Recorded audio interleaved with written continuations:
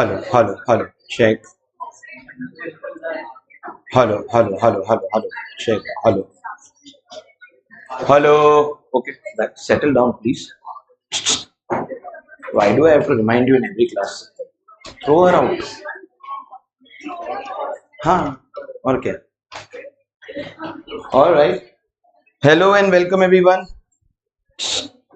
We are doing, I am doing, you are doing CA, Inter, Tax, Direct Tax, and we are in our chapter number 2, that is residential status and scope of total income. First of all, the first chapter, introduction, laid down the roadmap of our syllabus by giving us the charging section. Charging section number 4. What is the charging section telling us? Kya likha charging section? You have to say it because this will decide whether you know the syllabus or not. Yeah. Income tax is payable without looking at it. Income tax is payable by every person in each assessment year on the net taxable total income earned during the previous year, and our calculations will depend on residential status and scope of total income, because we had to answer the two in between situations. We will no longer say Indian going outside for earning. We will say resident having foreign income. We won't say foreigner coming to India. We will say non-resident having Indian income. So resident Indian income taxable, non-resident foreign income not taxable. But what about resident having foreign income? Are foreign income taxable, because principle of residence applied by the home country, and thus if you are a resident in India, you will pay tax on your Indian income ke foreign income, global income. Correct hai? Okay. Non-resident having Indian income. Are non-resident? Why? Because host country, principle of source, and therefore at least the income that you have earned in India is going to be taxable. So finally we get the answer of those two situations. Yeah, in both situations the answer is going to be taxable. But for this we need to learn what, bro? What is resident? What is non-resident? What is Indian income? And what is foreign income? The moment we get done with these 4 definitions, we can say that actually our chapter number 2 is over. So first thing is residential status, section 6. We are still doing residential status of the first assessee. Residential status is given person by person. 7 people in the definition of person. Who are those 7 people? Individual, HUF, company, firm including LLP, AOP, BOI, local authority, artificial juridical person. 7 people in the definition of person. And we are still learning residential status of individual. Individual will be first classified into resident and non-resident. Correct? And if the individual is resident, the individual will be further classified into ROR or NOR. Dekho, resident global income, non-resident Indian income is a simple thing that you have understood. Then suddenly this new classification into ROR or NOR came. So orally I told you that foreign income will be of 2 types. One which is being controlled from India, and 2 local domestic foreign income. ROR will pay tax on all foreign income. So ROR will pay tax on Indian income, foreign income controlled from India, and foreign income domestic also. Non-resident will pay tax only on Indian income. Foreign income will not be taxable.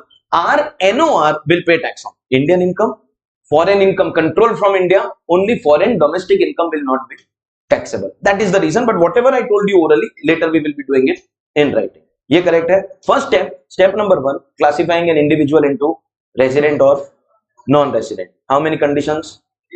3 conditions. And which condition you fulfill so you become resident? If any one condition also you fulfill so you become resident. By the way, what is better? What would you like to become? Non-resident. Correct? Because if you are non-resident, you pay tax only on your Indian income. Ye correct hai? That means for becoming non-resident, you will have to dissatisfy condition 1, 2 or 3? All 3. So one by one, what are the 3 conditions? We have finished first condition, we have finished second condition, and second condition has 2 exceptions, out of which we have finished 1 exception. Correct? What is the first condition? The only criteria, the only thing that we will check is your physical presence in India. If you have been in India for a period of 182 days or more during the applicable previous year, the previous year applicable for your exam is 25-26. The assessment year applicable for your exam is 26-27. So in 25-26, from April to March, we will check your stay in India. Minimum 182 days. We understood the other points like equal to is also covered, leap year also it is same, purpose is irrelevant, nationality is irrelevant, all the other points also we went through, correct? Then we move to the second condition. Second condition has got two parts. Part 1, 60 days in your previous year and matlab you have to do both. And what? 365, more nahi, greater than or equal to. Be very very clear because exam question will come on exact 365 or more in last 4 years, 4 immediately preceding previous year. So 60 and 365. So option 1, 182. Option 2, 60 and 365. Correct?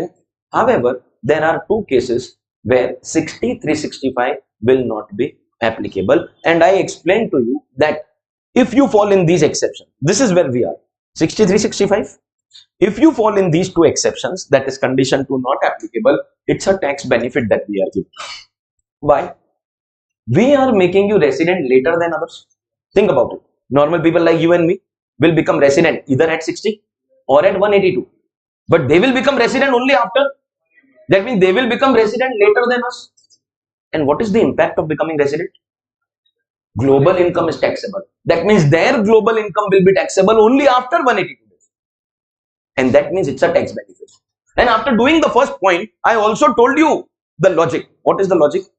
This is a citizen of India who is going outside. For what purpose? Earning, employment as a crew member of Indian ship. So he will earn outside and bring foreign money into India. Do you agree and understand? If he is bringing foreign money into India, he will spend that money here. After 50-55 days, he wants to leave the country. Why? Because if I spend 60 days, normally India may people become resident. So I want to leave. So what is the government telling him? Why? Abhi na jao. Why? Stay a little longer, spend more of your foreign money, and we won't make you resident. We are happy that you're spending foreign money here. Because even if you are not paying tax, the businesses which are selling things to you, goods or services, when you are spending, they will be paying taxes. And therefore, citizen going outside for earning 6365 not applicable. Yeah, correct? But with respect to this crew member, there is some explanation still remaining, which is why we are continuing on the same page. Later, I will save this page as the PDF of 13th of June, and then you can actually, ignore the. I think you still have not received one. So what did you do? How did you revise? Or revising again? Where? Class mein you were taking down notes. But if that taking down of notes distracts you from paying attention in class, it is not acceptable. Primary target is listen to me. Okay, last class his pen drive only was not working, but today he claims that it is working. I will copy it. No problem. Please make sure that you go through on a regular. Please make sure you attend also lectures. Go through is a secondary thing. One day you will come, 2 days you will not come, suddenly you will reappear. Prakat hote ho kya? Avatar ho kya Shri Krishna? That you attended that class, but still second class to you missed. No? Teesra wala. I'll tell you what, I have 15 years of teaching experience. I have taught more than 50,000 students, and which lecture you attended, which lecture you bunked, you will forget, but I will remember. Talent hai, gaman nahi kiya. So please make sure. See, at the end of the day, I am a qualified chartered accountant. I have my membership number. I will complete your batch. I will get paid for it, irrespective of your result. If you want some value addition in your career, it is better that you become sincere. You're coming at 10, 2, 3, 4, 5 is not acceptable in my class. In my class, you don't have to come on time. You have to come before time. Because I also do. And therefore, I have the moral right to tell you. And secondly, you have to be regular, sincere, because otherwise your friends will go ahead. Life does not stop for anyone. Okay. Yesterday, we have 250 people who lost their life. Today, our life is going on as usual. Unaffected. So life kisi ke liye nahi rukega bro.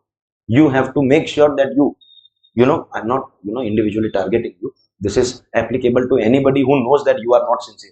Anybody who is sometimes coming, sometimes not coming. I see you for the first time in class. You too. So that is what I'm telling you, that these things are going to get complicated from your onwards. Okay. And one thing also you don't know in between, it won't affect that chapter. It is probably going to affect some future learning as well. At least in taxation, you do not take, which does not mean that dusra subject I'll go. No, that is not what I'm trying to tell you. I am just saying that please don't take any chance. This is chartered accountancy, and the real game starts at intermediate. This is the game changing exam. Okay. So with respect to the crew member of Indianship, there is some extra thing that is given. We have to understand, then only our first exception will get over. Then I will go to the second exception, the second case where kya 6365 not applicable. For a crew member, somewhere in 2015, so 2015 means about what, 10 years ago, an additional point was added in the law. Let me show you that point first. The point says for crew member. By the way, crew member, already we know that 6365 not applicable. That means crew member will become resident only after spending 182 days. Ye correct hai? For crew member, they said the CDC period. CDC stands for continuous discharge certificate. For crew member, the CDC period, that is the continuous discharge certificate period, shall be excluded from your stay in India. For crew member, the CDC period, continuous discharge certificate period, shall be excluded from stay in India. CDC, continuous discharge certificate. This term was inserted in the income tax law first time 10 years ago, 2015.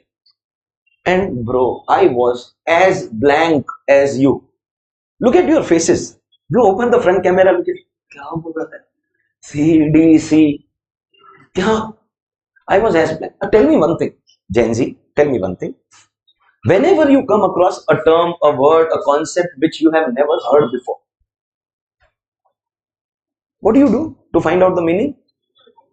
Google. Fantastic. So we will not ask teachers or parents. What we will do is Google. Or maybe if some influencer comes and tells you, nahi, CDC ka matlab, forget it. Then everything else is wrong. What the influencer has said is, yes, yesterday I saw a video of an influencer who has followers in millions, and he said that I am giving you a tax hack. Tax hack was, when you get married and have children, you can open HUF. मैंने क्या बोला? No bro, he is wrong. You don't need to have children. The moment you get married, you can open HUF. तो वो wrong बोला ना मेरा story. अच्छा, you follow me on this. वो he is wrong with millions of followers. And I commented. वो influencer ने बोला है तो right होगा शायद. I commented that. And believe me, he makes videos on almost everything on the planet. Every income tax video made by him is having some error. Every income tax video. Some conceptual error. But follower generation and people believe whatever influencers say. So, ek kaam karo. Let the teacher tell you what CDC, continuous discharge certificate, means. When this term was added, they added a line. This term will be as defined in the Merchant Shipping Act. Matlab, in India there are thousands of laws. One such law is Merchant Shipping Act. So if you want to know the meaning of this concept, you will have to actually go and read Merchant Shipping Act. Chill karo bro. I have read the Merchant Shipping Act, and not today. 2015 when it was inserted in the law. The role of a tax professor is not just come to class karke 2.5 hours time pass karke entertain you and leave. No. We have to do plenty of homework. It's a law. It continuously changes. It's a dynamic law. And every time there is a change, I have to be updated. Otherwise, I will be outdated. And therefore, in 2015, I went through the Merchant Shipping Act. What CDC means is, whenever you are in any kind of employment, you will always have a concept of a weekly off. I'll be very honest with you. Inter ke lectures mein there is no concept called weekly off. You are having a Sunday off right now only because ये early bird pre-result batches are going on. Otherwise, at intermediate, then syllabus will never get over if you start getting a weekly off. But of course, corporate world, weekly off. In fact, most CA firms today, the biggest of firms, articles ko they give Saturdays also off, all 4 Saturdays. So if there is any CA firm which is forcing you to come, say 2 Saturdays a month or 4 Saturdays, you reject that firm. Because there are other firms which will give you all weekends off, and you have a lot to do. You have to study for your CA final immediately upon clearing CA Inter. You have to finish your self-paced modules, and you have to pursue some hobby if you have one. Don't compromise on that. So take weekends off wala CA form only. For more guidance, we'll talk some other day. Point is, that weekly off का culture you are aware of? Of course, there are now, I see some industrialists who make silly public comments. There is one industrialist who says that employees should work 70 hours a week, 90 hours a week. There is other guy who said that you should come to office. How long will you sit at home and stare at your wife? You know, Wipro का guy, Azim Premji नहीं. Some industrialist tech company था. He said, how long will you stare at your wife? I replied, bro, don't know about yours, but mine is very pretty. I don't, मतलब पता नहीं आपका. I तो like to stare at my wife. ये क्या stupid statement made by somebody who is being followed by thousands of people? Normal corporate culture is at least one day off. Correct? But everywhere it can't work. That weekly off का concept can't work everywhere. For example, until a few years ago, I used to take lectures Ahmedabad में, Kerala में, Andhra में. One batch, 15 days, start to finish. Finish the batch, come home. 7 a.m. to 7 p.m. Now think about it. During those 15-20 days, if I start taking Sunday off, it will unnecessarily extend my stay. And think about it. Sunday off करके hotel में sleep करके, how long are you going to sleep? Does not make sense. I used to rather take additional hours on Sunday so that I finish my batch in lesser number of days and come home. There was no concept of weekly off. Class owners had no problem. They would have given, but I didn't want it. And now let's talk about this shipping industry. Your ship has left India, outbound journey. The journey is planned, for 1 month, 2 months, depend.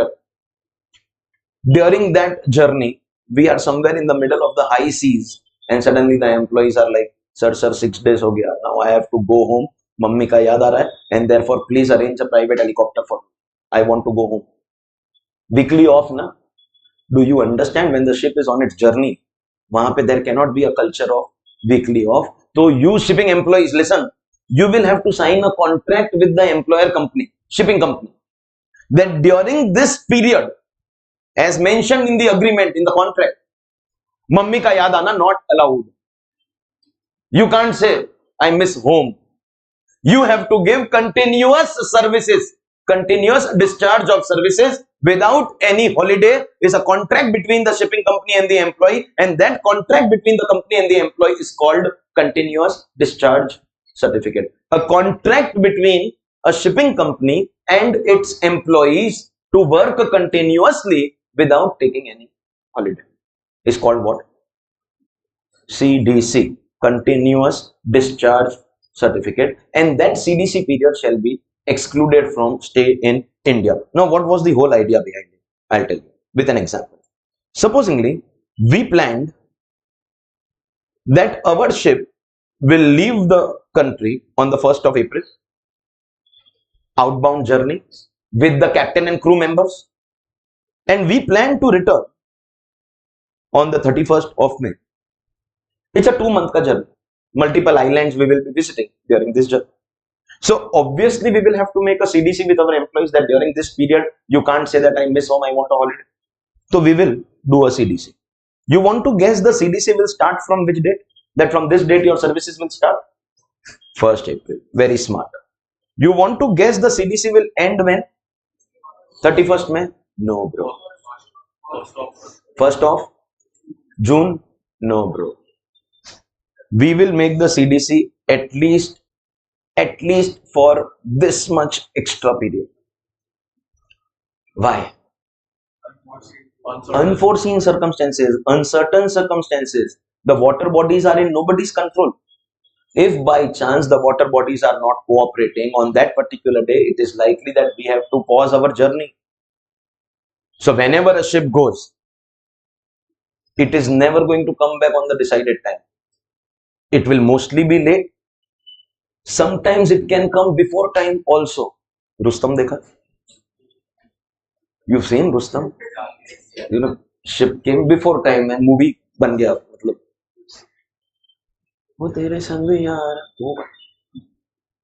So bro, for safety, the agreement will be of a longer period. Reason, we plan to return by 31st of May. And we do agreement only till 31st May. And what if we are delayed?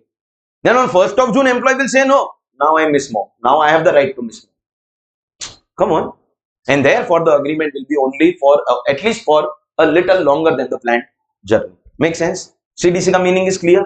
Why CDC will be longer than the planned journey? Is that clear? Now we will check the actual data.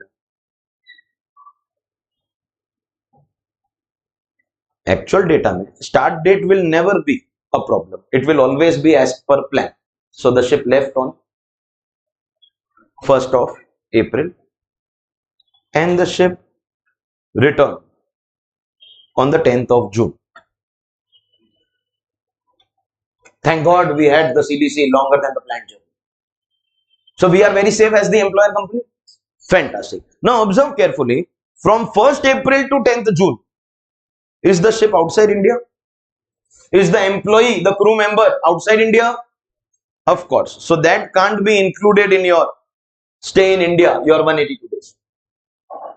Everyone focus, please. This is your concept from 11th of June to 15th of June.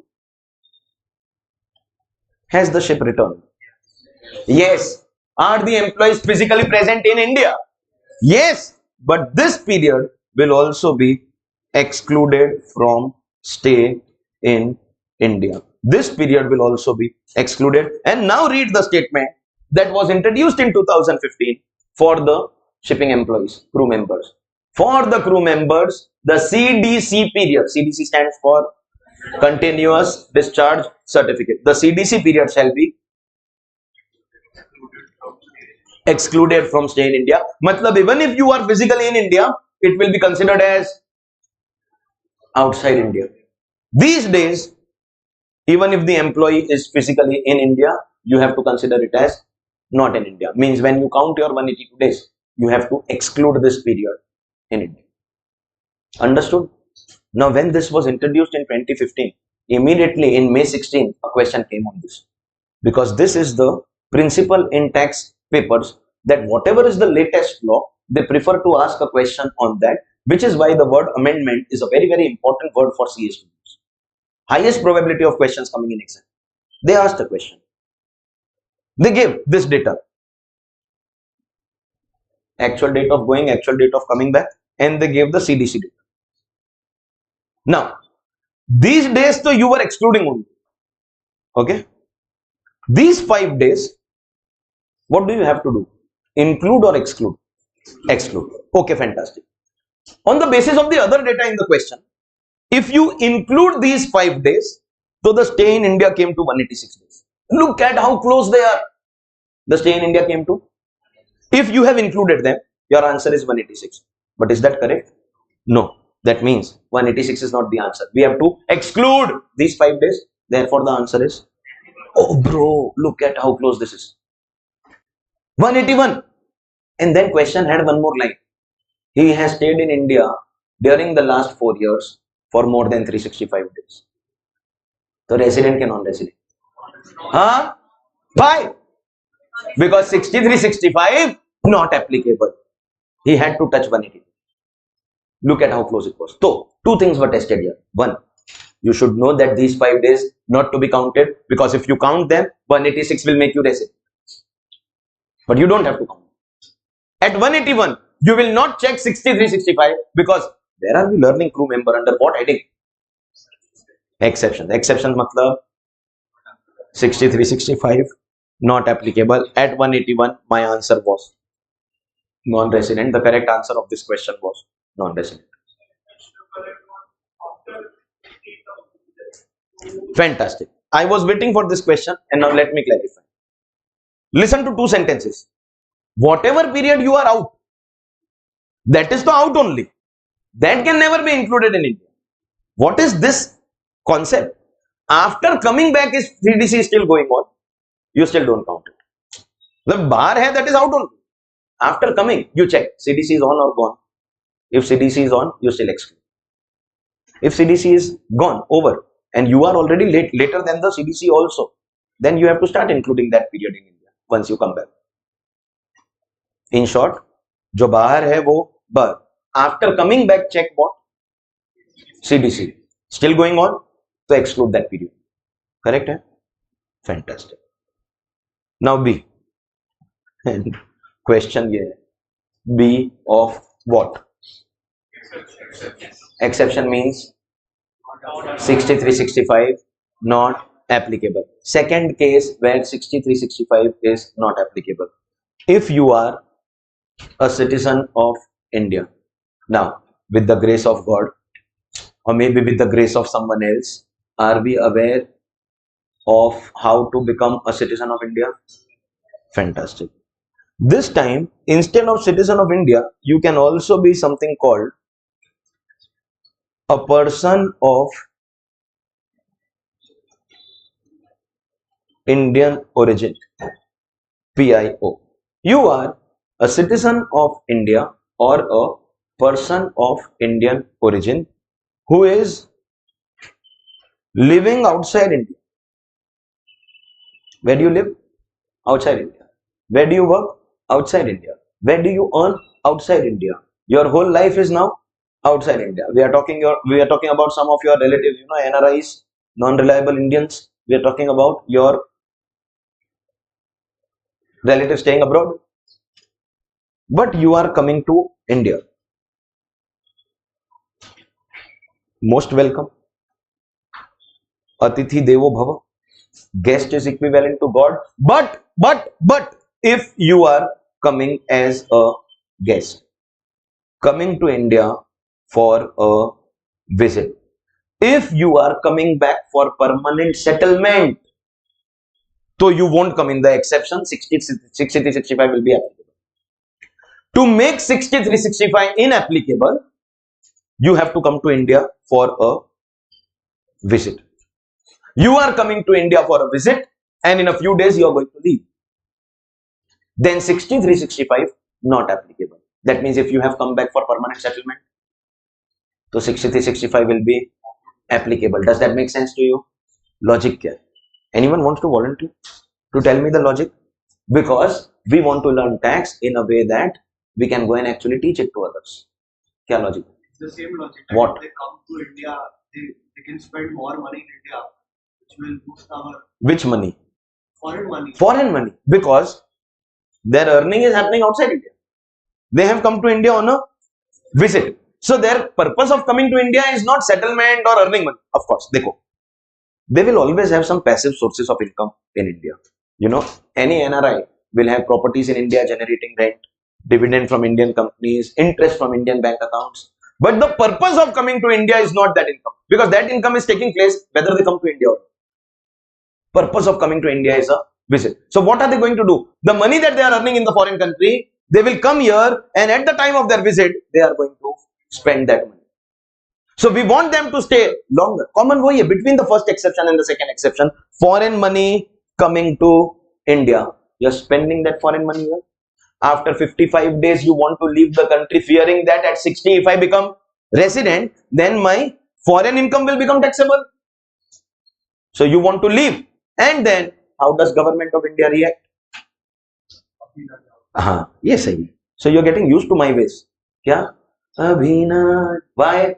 Stay a little longer and spend more of your foreign money. Here, 6365 not applicable.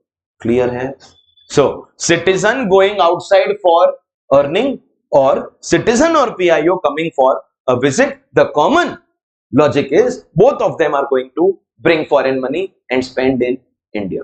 Clear? Now then, how to become citizen, that we have already discussed in the first exception. We still will have to discuss how to become PIO. We are done with the exception. Was fine tuning of knowledge how to become PIO. About visitor also, just like about crew member, there was something extra. About visitors also, there is something extra. We'll have to finish that. But is the logic clear? Second exception ka? Chalo. How does one become person of Indian origin? When can you call someone person of Indian origin? Supposingly, there is a person Mr. X. You want to determine whether Mr. X is person of Indian origin. So you will have to go and check the following people. You will have to go and check X ka parents. Parents are two, father and mother. And you will have to check X ka grandparents. Both sets of grandparents. Grandparents, father's side, grandparents, mother's side. So, grandparents here, This is grandfather, grandmother, father's side, grandfather, grandmother, mother's side. Unfortunately, English is a very funny language, and there is acute shortage of words in this language. Here, your mother's brother is also uncle, father's brother is also uncle, mother's sister's husband, father's sister's husband, everybody is uncle. Any random person walking on the road is uncle. Huh. And when they, felt that shortage, they moved to maternal, paternal. English mein there is such a shortage of words. You want to abuse someone also, no, you barely manage, one word somehow. You want variety, come to Hindi. Even better, come to Marathi. It will be with music. Variety of bad words. English is a very funny language. So for a moment, if I tell you about these relations in Hindi, we call them Dada, Dadi, Nana, Nani. These four relations. So parents and both sets of grandparents. Totally how many people? 7. Including Mr. X. 7 people. So self, 2 parents and 4 grandparents. Self, parents, grandparents. Self, parents, grandparents. Totally how many people? 7 people. Out of these 7 people, if any one also born in undivided India. Out of 7 people, anyone born in undivided India. Sir, undivided India means India in its present structure and Pakistan, Bangladesh before partition. Undivided India. Before partition wala India. Out of 7 people, anyone born in undivided India. For example, the best finance minister of the country ever, coincidentally also happens to be the worst prime minister. ये कितना obvious, no, bro? A classic example of you should do things that you are good at. You should never take up any assignment which is not meant for you. You will ruin your reputation about the things you are good at. People often put a lot of pressure on me. Sir, IDTB low, IDT, GST low. I said I am not good at it. You all have started studying GST? No. So you all don't know anything about GST? Our knowledge is same. My GST knowledge is same as yours. One extra part that I know that I have to pay 18% on the fees that I am collecting from students. That's the only extra thing that I know about GST. I am horrible when it comes to knowledge of GST. I am not fit to teach that subject. I will never take up that subject. I used to teach indirect taxes before 2017 at intermediate because we had stupid laws like VAT and service tax and they were so easy, 3-4 lectures they used to get over.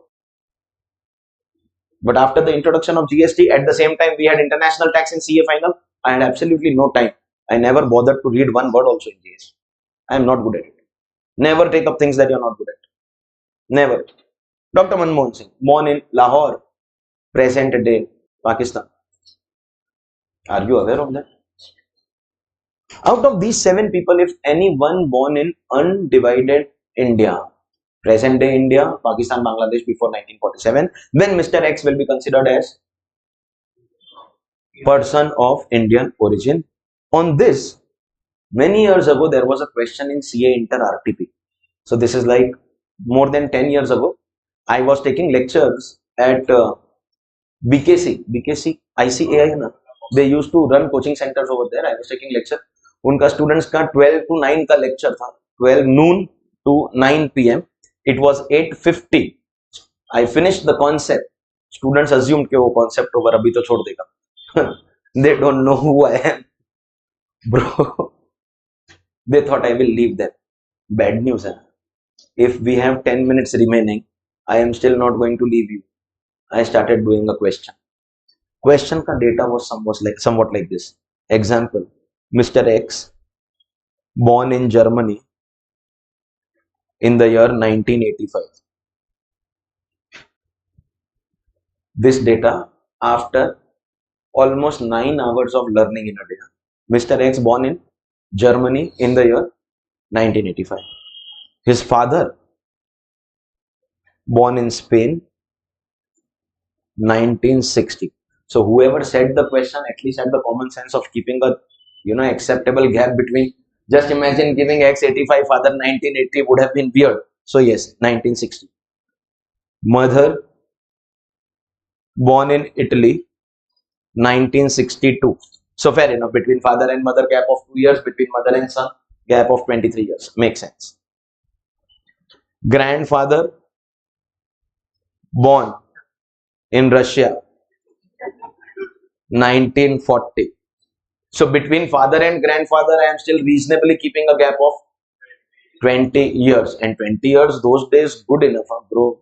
Matlab, my grandmother got married when she was 16. My father was born when she was 17. So between mother and son, gap is only 17 years. My grandfather was 18 when he had two children. And bro, look at you, you are 18. He was managing 2 children. You are not managing 2 subjects also per day. So yes, those days, they prefer to get married early. My grandmother became grandmother at 45. At 45.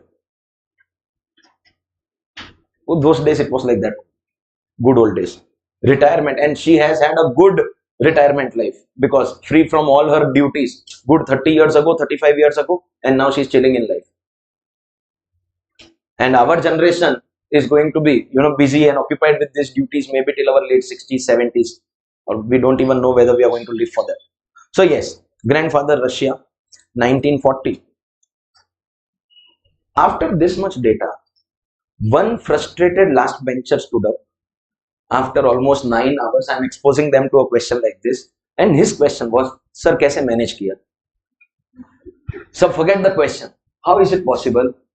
Then I had to again become a little practical with him and tell him that European countries mein sanction visa chalta hai, that once you have the visa of that zone, you can travel to any of those countries internally. So they can manage. Travel was possible. Forget that. His grandmother was born in Dhaka, 1942. Now this question requires you to have a little knowledge of geography too.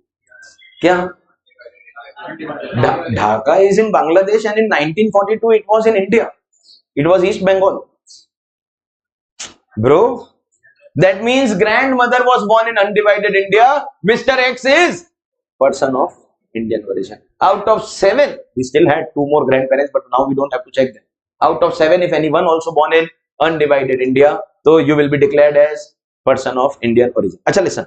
Mr. X is PIO does not mean parents are also PIO. If we assume these grandparents are father's side, so maybe father also becomes PIO because his mother born in undivided India.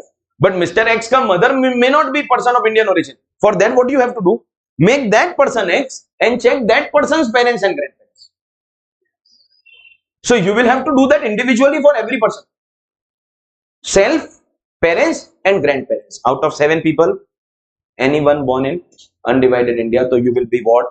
Person of Indian origin. So citizen of India or person of Indian origin who is coming to India for a visit. Coming to India for visit. So 63, 65 not applicable. What is the logic? You are going to spend your foreign money in India. Ye correct hai? Before 2020, step number 1. We are still in step 1.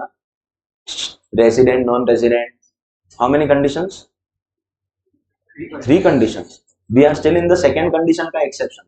We still haven't started the third condition at all. Before 2020, residential status of individual ka step 1 used to get over here, and immediately after this I used to go to ROR, RNOR, the step number 2. There was no third condition. We had only 2 conditions, 182, 63, 65, 2 cases, 63, 65, not applicable, chalo, over. Let's go to third condition. But 2020, when the world was thinking about how to deal with COVID, Auntie actually brought amendments in residential status. In my entire career of 18 years, first 3.5 years as a student and last 15 years as a teacher, the only time I have seen an amendment in residential status. She is clear about one thing, I will change everything. She has all the plans of changing the income tax law too.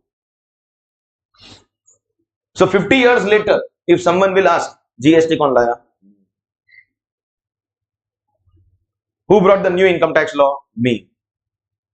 Who brought new Indian Penal Code, new Civil Procedure Code, new Criminal Procedure Code? Who brought all the new currency notes? They brought everything. Auntie brought changes here. Two changes. One, with respect to this visitor, she has created one more exception. And of course, the third condition. Two amendments. One amendment for this visitor.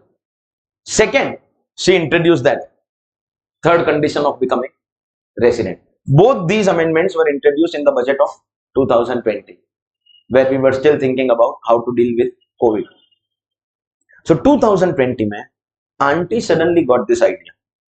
Listen, visitors. Oh, visitors. You have come to India to spend your foreign money. We are starting your number of days when you come to India. There are two stages of becoming resident for normal people, 60 and 182.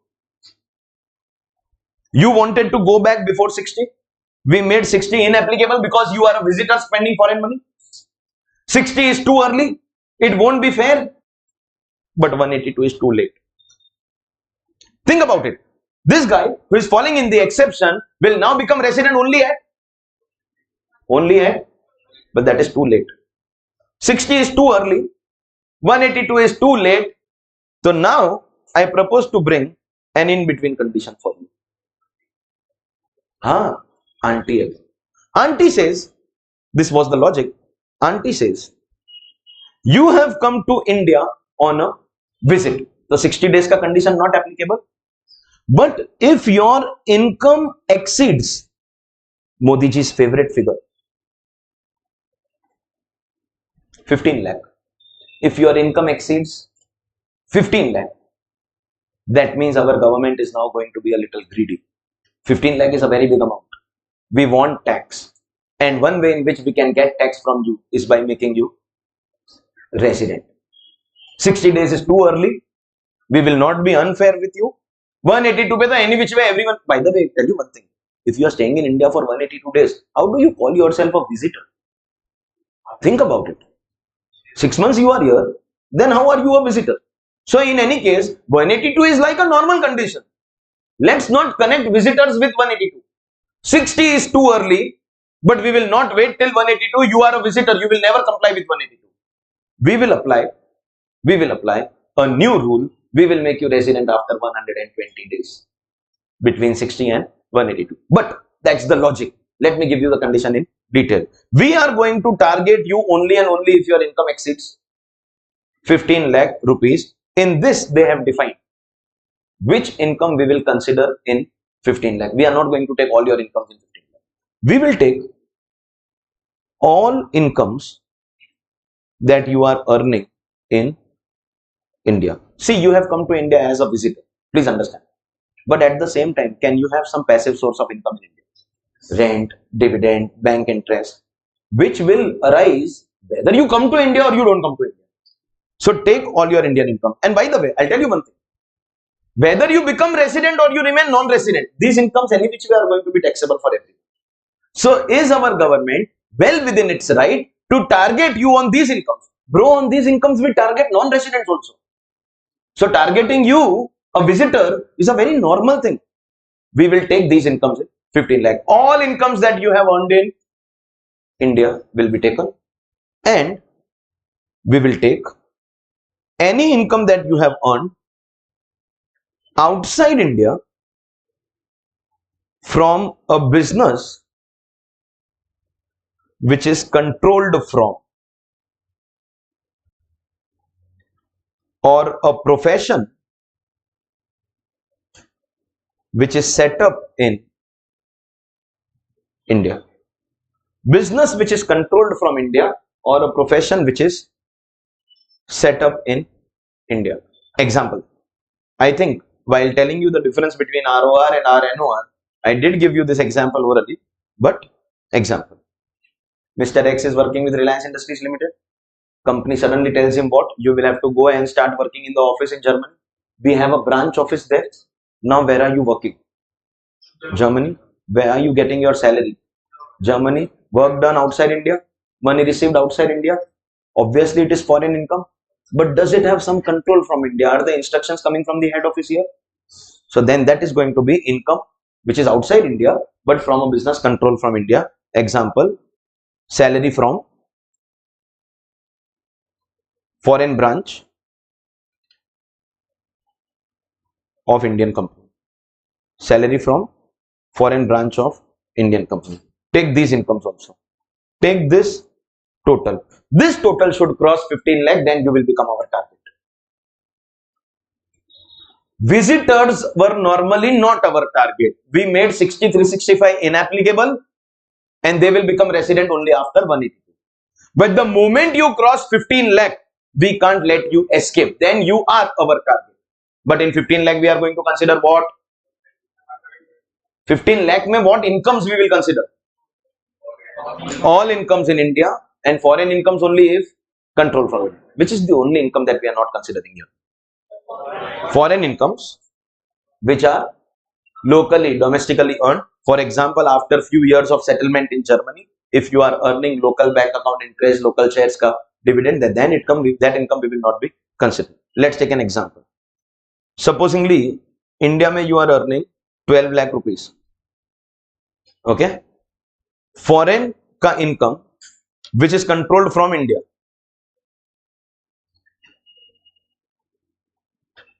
4 lakh rupees. Then will we bring the visitor in this condition?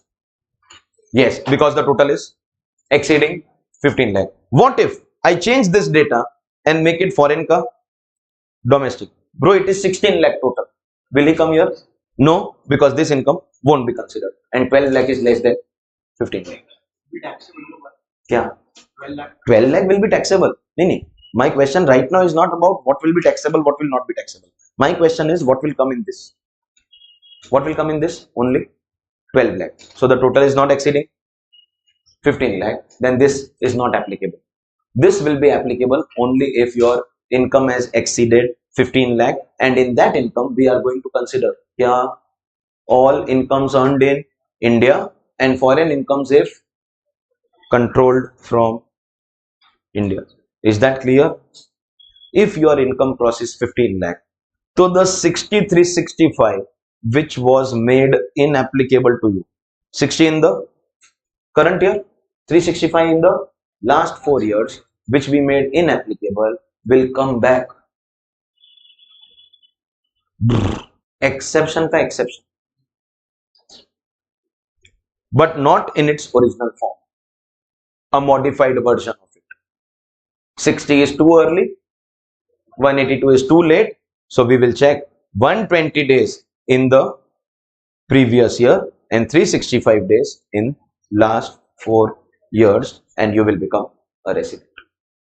So any person coming to India for a visit, 6365 not applicable.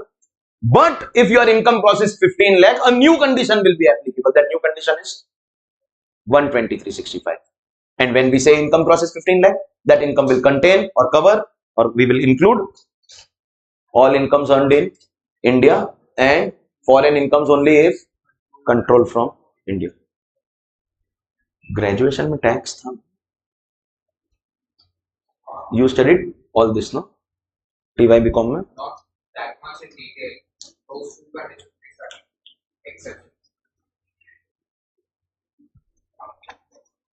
My question was, you studied all this, yes or no?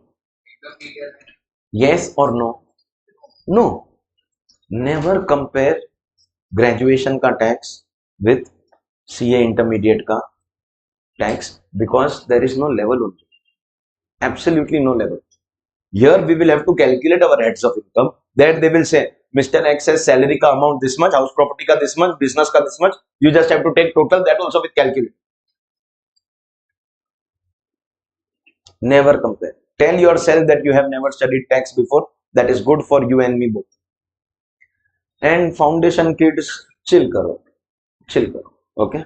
What have we studied in individual ka residential status till now? First condition, 182 days or more during the previous year. Second condition, 60 days during the previous year and 365 days during last 4 years. But two cases, this 6365 will not be applicable. One, citizen of India going outside for earning or crew member. Two, citizen or PIO coming for a visit. So 6365 not applicable. But for this visitor, if the income exceeds 15 lakh, then while 60 will still not be applicable, we will bring a new condition, that is 120 and 365, but only if income exceeds 15 lakh, and while counting that income, we will consider which. The only income excluded will be foreign local domestic income. Matlab, we will take all incomes in India and foreign ka incomes if controlled from India. If that total exceeds the 15 lakh, then on the visitor, we will apply that condition of 120 and 365 days. Matlab, there are two conditions, 182, 6365, two people, that is not applicable. But there is a third condition, 120, 365, that is applicable to that visitor having income exceeding 15 lakh. Is that clear? Fantastic. Huh.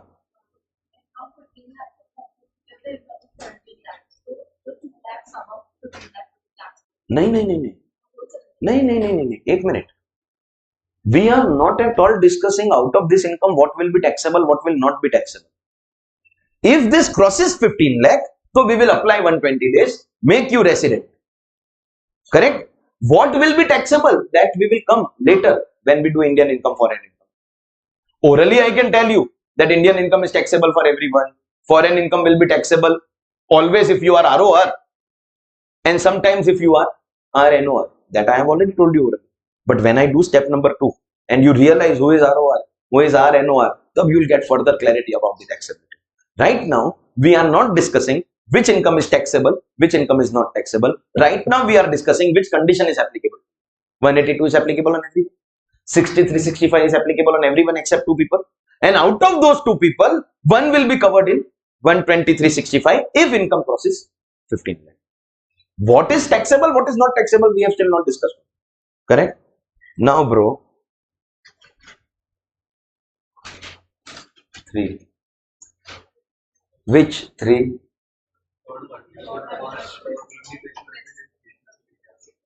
Third condition for making an individual resident in India. As I told you, before 2020, we had only two conditions. In fact, 120 was also not there. We had only two conditions. But after 2021, we have this 120 wala condition. And now we also have our third condition. Before I tell you what the third condition is, when this was introduced, this created big chaos amongst Indians living anywhere in the world. They were all in a state of shock. After this condition, Dubai ka sheikh called Modi. Modi ji, what are you doing? Have you lost your brain? This thing that you are doing in the Indian income tax law, this thing is creating trouble in Dubai. What the hell is going on, Modi ji? Modi ji, please take this condition back. Because in any case, you should know this. Anything that is presented in the budget does not become the final law. Between being the bill and becoming the act, it still undergoes certain changes. Dubai ka sheikh requested, Modi ji, it is only a proposal, kindly withdraw it. Otherwise, next time when you come and give me a hug, Modi ji has this habit. Normal world leaders, they shake hands. But Modi ji, he meets any leader, he meets Trump or Putin or Dubai ka sheikh or Milani, so he prefers, giving a warm hug. Dubai ka sheikh bola, next time if you are giving me a hug, I'll press you so tight you'll break some bones in your body. What the hell is going on? Now think about it. Supposingly you are an Indian citizen. 10 years ago you got a very good business or job opportunity in Dubai. You went to Dubai, trial. But life there is very, very good. Better than the traffic is safe. There is lack of civic sense in all those areas where Indians are living. Majority it is Indians only. One thing I have observed, I am not disrespecting any country or its people or any profession. I have got immense respect for anybody who is working hard to take care of his family. And I belong to the Marwadi community. We have this belief that you should not be doing any kind of puja or worship unless and until you have swept the floor. So if someday there is no maid, we have seen everything. I have got no shame in cleaning my own house. And once you are married, you any which way have to do that. But I observed, it's a general observation in Dubai, all the business owners, restaurant owners, the travel companies ka owner, tourism is a big industry over there. They are all Indians. And all their employees, their workers, their drivers, they are all Pakistanis. It's a general observation. General observation. Okay, I'm not disrespecting somebody who is working as a driver because ultimately he's doing it for his family. I have immense respect for that. But it's a general observation. You don't talk to anybody in English over there because they will reply in Hindi. So you went trial basis pe, you like the culture, you know, you don't feel like you are far away from home. Food is a very, very important factor. Now, someone like me who is a vegetarian, on certain months in a year, I don't eat underground vegetables also. It's a belief in Jainism, we don't eat underground vegetables 4 months in a year. So, Jain food, veg food is not a problem. You are only 3 hours away from home and toilet mein jet bhi. You go abroad, it's a big pain, believe me. I have clearly told my wife I am not going anywhere outside Asia, at least for the next 2-3 years. Bro, whichever country I have gone, my mornings have been really very, very difficult. Because I don't want to, I don't feel like going. There is one stress. Kaise hoga? So Dubai mein that problem also is not there. You can very well. It as funny as it may sound, it's a very, very big problem. No, we Indians are used to it. So as funny as it may sound, Dubai mein ye sab problem nahi. So you are comfortable and life there is too good. Weekends off, etc. You know you can live the life you want. 10 years say you have settled over there. Now that way you don't have any Indian connection. You hardly come to India. Your family members are also there only. You are working over there. You are getting paid over there. That means all your income is foreign income only. There is no Indian connection as such. But you continue to remain citizen of India. Why do you continue to remain citizen of India? Because they are very, very strict about citizenship. That way, Dubai is granting all kinds of freedom. Come to our country, make money over here, repatriate money back to your country. Dubai is never strict. You can bring money to India very, very easily. They are okay. In fact, they are happy that you are there because you are there. So tourism is developing. But one thing that we won't allow is you asking for political involvement. We won't grant you any citizenship. Today we give you citizenship. Tomorrow you will ask for voting power. You will want to convert our country into democracy. No. If it is not clear, the Sheikh is making it clear, I am the owner. Enjoy your life, but I am the owner of this country. In case it is not clear to you. So he is never going to grant you citizenship. That means you continue to remain citizen of India. But otherwise you don't have anything related to India. Where have you settled? Dubai. Earning income where? Dubai. 10 years ho gaya. Now suddenly after 10 years, if I tell you that now your Dubai income will be taxable in India. Last 10 years, you have settled in Dubai. All your incomes are Dubai ka incomes. You have no Indian connection except that you are citizen of India. And suddenly I tell you that your Dubai ka income will be taxable in India. You will be in a state of shock. Don't you think so? Kya hua? I have left India. Now I am least interested. But this third condition created that. And Indians staying anywhere in the world were in a state of shock. What is this third condition? Now that you know the story, you will understand the things written here. Our government is saying you are a deemed resident. What, bro? Deemed. Now first I will have to explain the meaning of the word deemed. Simple translation, if I have to give you in simple English, you can say assumed to be resident, presumed to be resident, and it will explain the meaning. But the most accurate word, appropriate word, that word which you can write, you know, you can cancel this word and you can write, is the word consider. This is the exact meaning of the word deemed. or if you want to understand in today's meme language, तो meme language में it is like this, तू resident है, तुझे पता नहीं है तू है, but तू है. You've seen those memes? तुझे पता नहीं है कि तू है पर तू है. You are a resident. You haven't come to India for a single day during the year. देखो till now residential status had a factor, a criteria. क्या? Number of days in India. For 182 days, we had to check physical presence. For 63, 65, we had to check physical presence. This guy is someone who has not come to India. I say it one more time. He is in Dubai last 10 years. Last 10 years, he has never come to India. But, kya? You are going to be considered as resident. How? If you are a citizen of India, matlab deemed residence will be applicable only and only to citizens of India. This is the problem, no? Dubai is not granting citizenship. If Dubai grants citizenship, I will escape deemed residence. Think about it.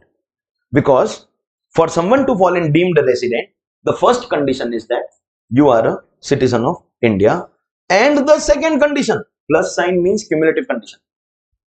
This is shocking. Shocking. If you are not a tax resident in any other country, if you are not a tax resident in any other country,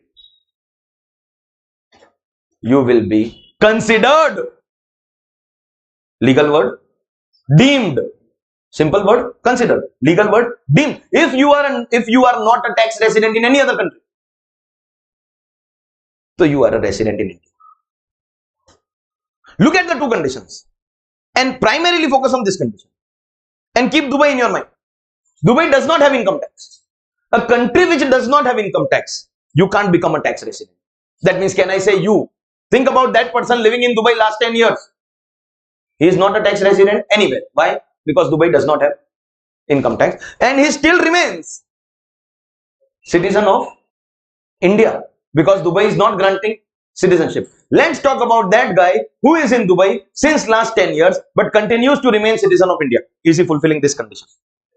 Is he fulfilling this condition? Because of the absence of income tax in Dubai, he is not a tax resident there. And if you are not a tax resident, what is India saying?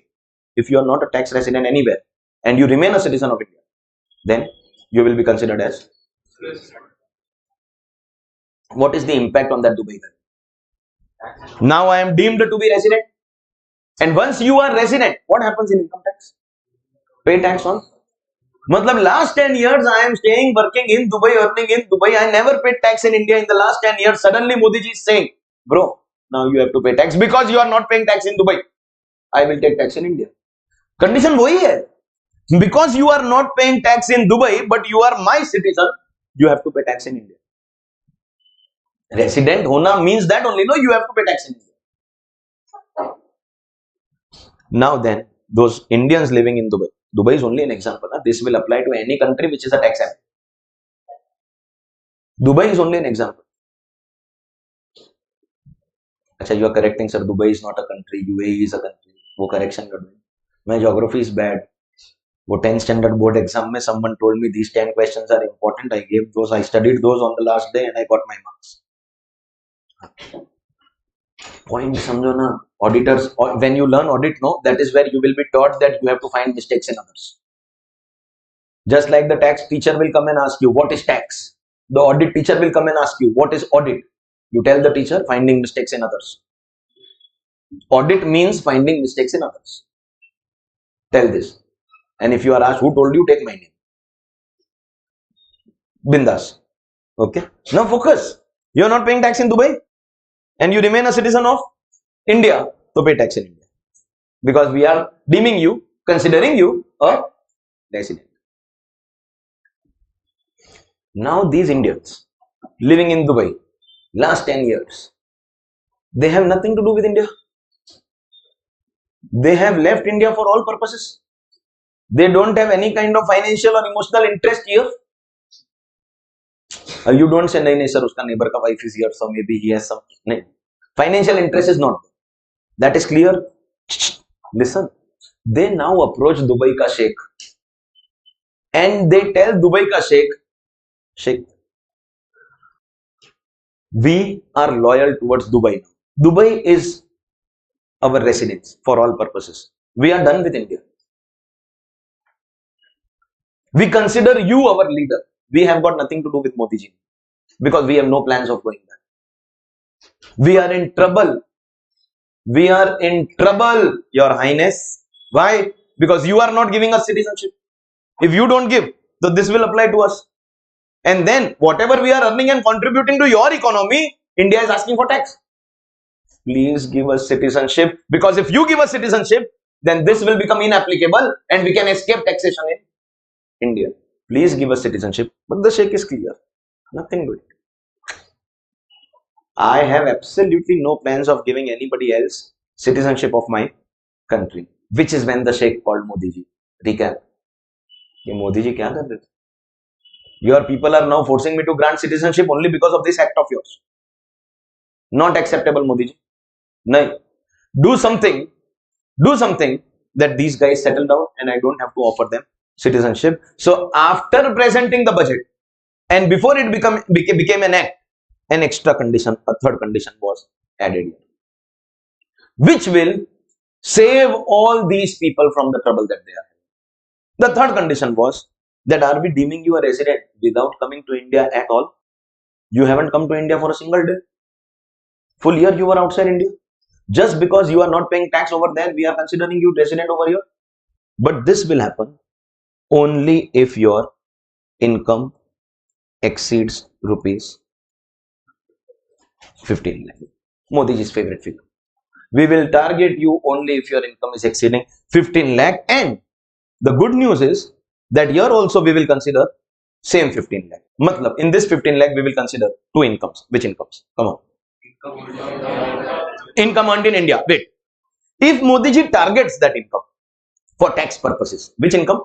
Income which is earned in India. If Modi ji targets that income for taxation, is he well within his rights? I'll tell you something. Supposingly you become non-resident also, you still have to pay tax. So no harm in targeting it. And second, income earned outside India but from a business which is controlled from India. Does that income have some Indian connection? So is our government within its right to target that income? So we will target only those incomes in 15 lakh.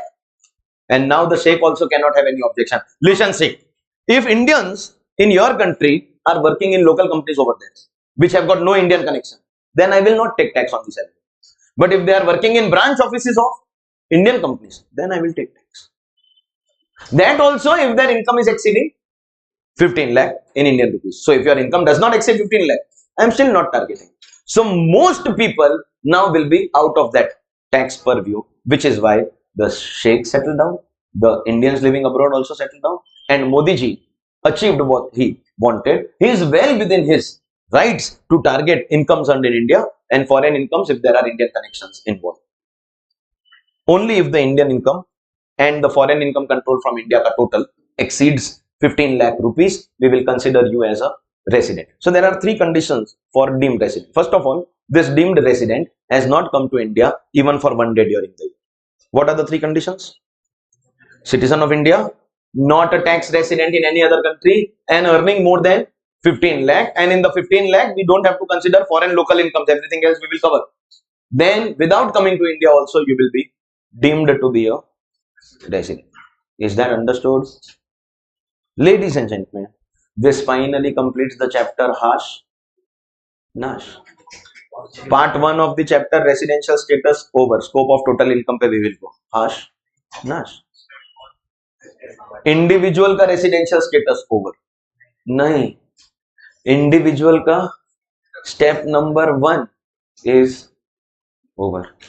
Sir बस I am not doing CMA. नहीं, I don't know whether you remember, I had very clearly told you that individual ka residential status is the biggest of all. The remaining 6 will together not take that much time. Total time is also lower than individual. Whatever is there in the law we have to study. What else we can. Correct hai? So very quickly We are done with step number 1 of residential status of individuals. Condition 1, the faster you speak, the faster we go ahead. Condition 1, 182 days in the previous year. Condition 2, 60 days in the previous year, 365 in the last 4 years, not applicable to 2 people. Citizen going outside for earning, citizen or PIO coming for visit. But visitor ko while 60 365 is not applicable, but 120 365 will apply if income exceeds 15 lakh. If income means which income? Income earned in India and foreign if controlled from India. And third condition, without coming to India also we will deem, consider means तू है, तुझे पता नहीं है तू है पर तू है क्या? 3 conditions: citizen, not a tax resident anywhere else, and income, same income exceeding 15 lakh. So we will deem, consider you as what, bro? Resident. Is that clear? Now we go to step number 2 in individual ka residential status, where we will determine you are ROR or RNOR. ROR or RNOR. First of all, you have the brain to understand only if step 1 is giving me the answer as resident. Agar step 1 ka answer is coming to non-resident, it is over. In non-resident, there is no step 2. There is no ordinary, not ordinary classification. This classification exists only for resident. Ye correct hai? This time, they have given us 2 conditions and they say, if you satisfy both, if you satisfy what, bro? Both, so we will declare you ROR. Matlab, this time between condition 1 and condition 2, the word that I will use is and. Last time between 1, 2 and 3 we wrote or because any one of them, but this time if you fulfill both conditions, so you will be considered as ROR. That means, let me see how much you are understanding. If I dissatisfy any one of them, so I will be considered RNOR. And if I dissatisfy both of them, so I will become non. No, still RNOR. Bro, if you are non-resident, why are you doing step 2? You don't have to. Hello. Step 2 is being conducted. It simply means that you have become resident. Now, if you fulfill both conditions, so ROR. If you dissatisfy any one of them or both of them, so you will be RNOR. The first condition. Once again, the only thing relevant is going to be your, what noise is that? Huh? Mic ka? Hello, hello.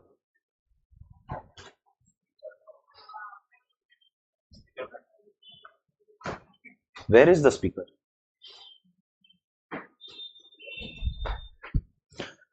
You can't help it. Ignore kar.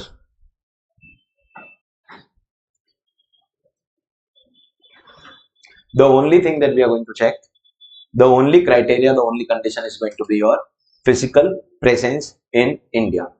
Current year may be checked 182 days. Second condition may be checked 60 days. Then we check 365 in how many years? Last 4 years. Now they are saying your stay in India has been 730 days or more during 730. Means last 4 years may be checked 365. But now we are checking 730 days during, again English, 7 immediately preceding previous years. What are they saying? 7 immediately preceding previous years. In simple language, last 7 years. So in reverse order, from your exam previous year 25-26. Tell me what are the last 7 years very quickly. 24-25, 23-24, 22-23, 21-22, 20-21, 19-20, and from 1st April 18 to 31st March 25, your stay in India should be minimum. Upper side it can be anything. Minimum 730 days. 730 days in last 7 years. All other explanation equal to also covered, even in leap year. Everything else that we studied under 182 will be applicable. And Cumulative, no? Both conditions you fulfill, then only you become ROR.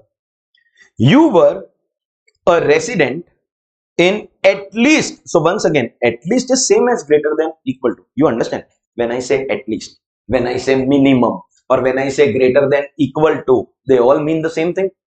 Come on. Minimum 2 out of, again English, 10 immediately preceding previous years. How many? 10 immediately preceding previous years. Simple language, man. Last 10 years. Means before your exam previous year. Go to 10 financial years, 10 previous years. 7 you already see here.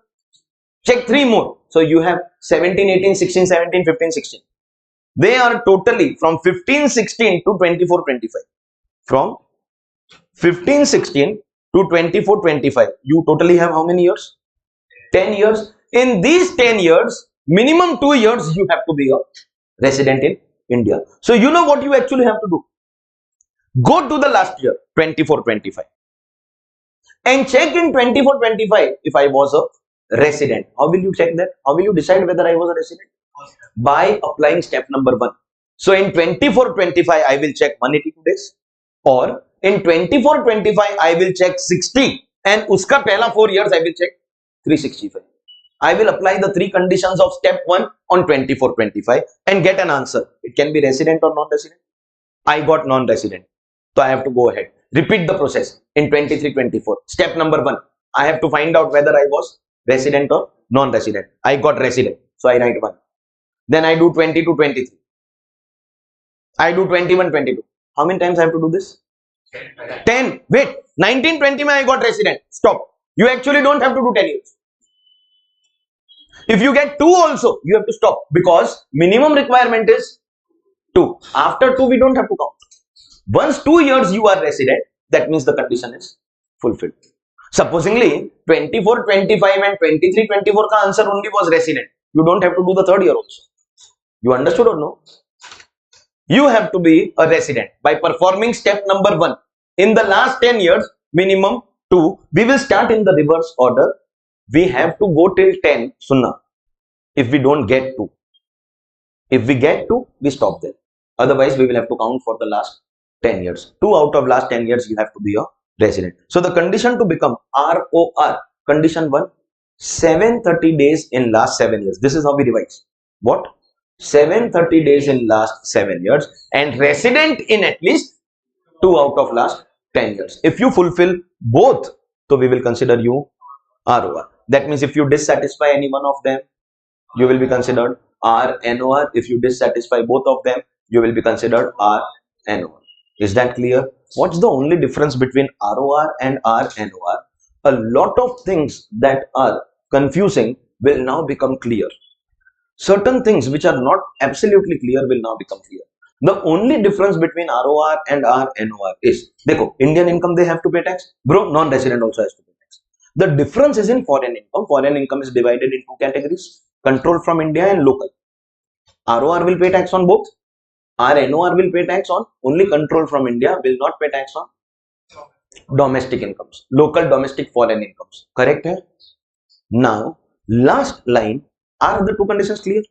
730 days in last 7 years and resident in 2 out of last 10.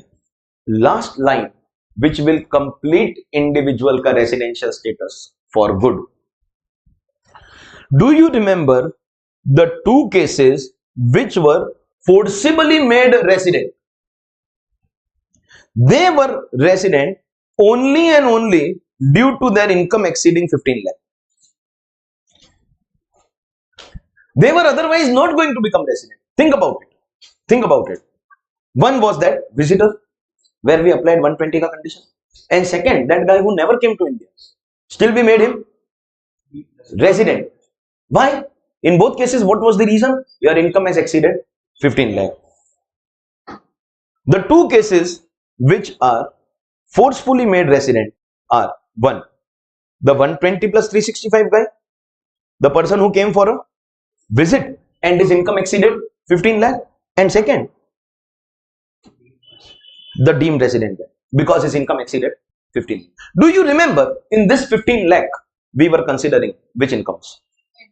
Indian incomes all, which government is within its right, and foreign incomes only if controlled from India. In 15 lakh, we are considering only those incomes, and these two people will be always considered RNOR. In other words, step number 2 not applicable, will always be considered as RNOR, and the problem is solved. Now think about it. Are we forcibly making you resident? Let's talk about the deemed resident. Staying in Dubai and working in Dubai last 10 years, hasn't come to India at all, but remains a citizen because Dubai is not granting citizenship. Not a tax resident in Dubai, so you have to pay tax. But we are taking tax from you only if your income exceeds 15 lakh. While counting that 15 lakh, we considered your Indian incomes. Is our government within right to take tax on that? And we considered your foreign income only if controlled from India. That means in 15 lakh ka data, we did not take your foreign domestic income, and we will not take tax also on that. How? We are always going to consider you as RNOR. Matlab, we will never apply these two conditions on those two, 120 wala guy and deemed resident wala guy. If these two conditions won't apply and you are always RNOR, what is the difference between ROR and RNOR? Foreign domestic income will not be taxable, and therefore we have not kept it in the amount of 15 lakh. And supposingly in Dubai you are working in some local organization, the government of India is not asking for tax because you are RNOR. But if you are working upon instructions of some Indian organization, then government of India will ask for tax, and it is within its right. By making you RNOR, we have solved problem of those people who are being deemed as resident. We have solved all the queries of the Dubai ka Sheikh. We now are clearly telling the Sheikh also, listen, Sheikh Sahab, if there is Indian connection, we will take tax. And we are taking tax only on those incomes. Anything that is domestically earned in your country, we are not asking for tax. You can't stop us from doing that. Now let's have a warm hug. Sheikh Sahab, all problems solved. Did you understand?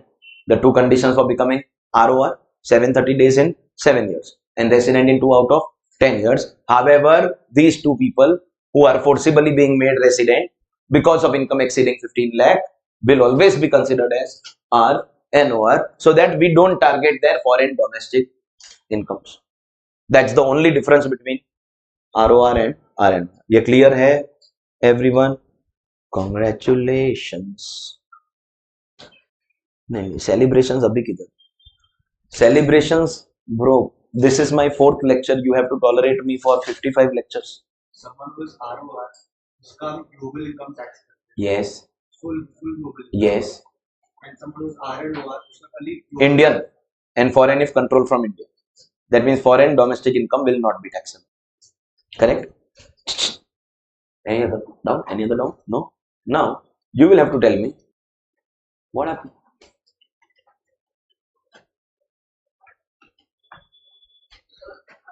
If there is something really funny, then you have to share it with me. Good. And I am that kind of a teacher. I tell students openly, especially intermediate kids, because they like all this. So inter ke batch mein once in a while we do have off topic discussion, फालतू का discussion, and final CA के अंदर we can't waste a single minute because every minute is precious. Their time is more precious than mine. Inter के students को I clearly tell, if you have something really funny about me, make fun of me, but have the guts to do it on my face. And you have to be really funny. फालतू joke नहीं. If you are funny, I'll appreciate. क्या बजा रहा है? No distraction, please. That device is your enemy. Enemy है सबसे बड़ा. What were you checking? किसका रील था? So that you are interested in watching right now. Why? No distraction, please. No distraction. Some of the organizations that I work with, you'll be surprised to know this. You'll find it funny, but this is the truth.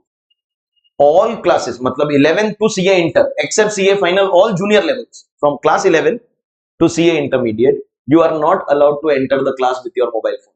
You will have to deposit in a tray in the office, and then only we will let you inside the classroom. Because In the middle of the lecture, just imagine somebody looking down and smiling. Bro, it is obviously. So,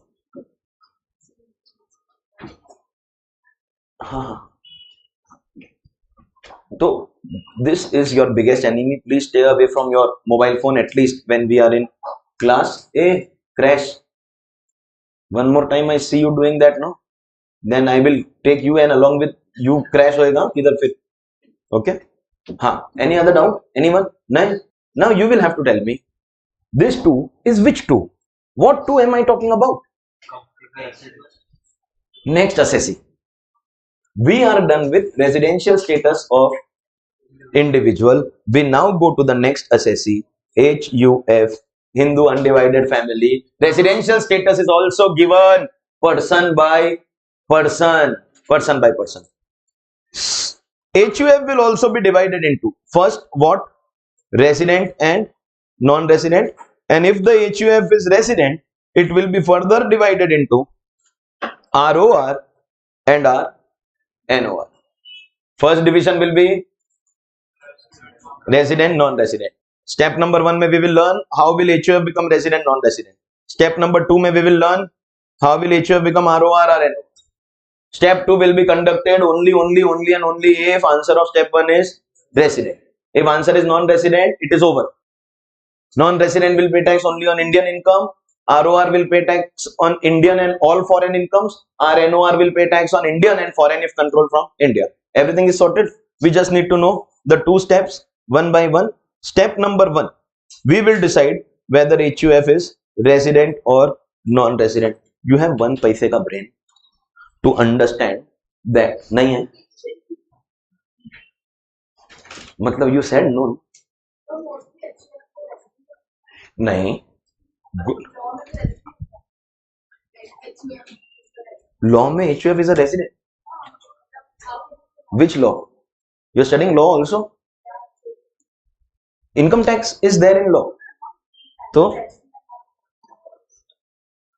है नहीं. अरे इसमें कुछ नहीं है.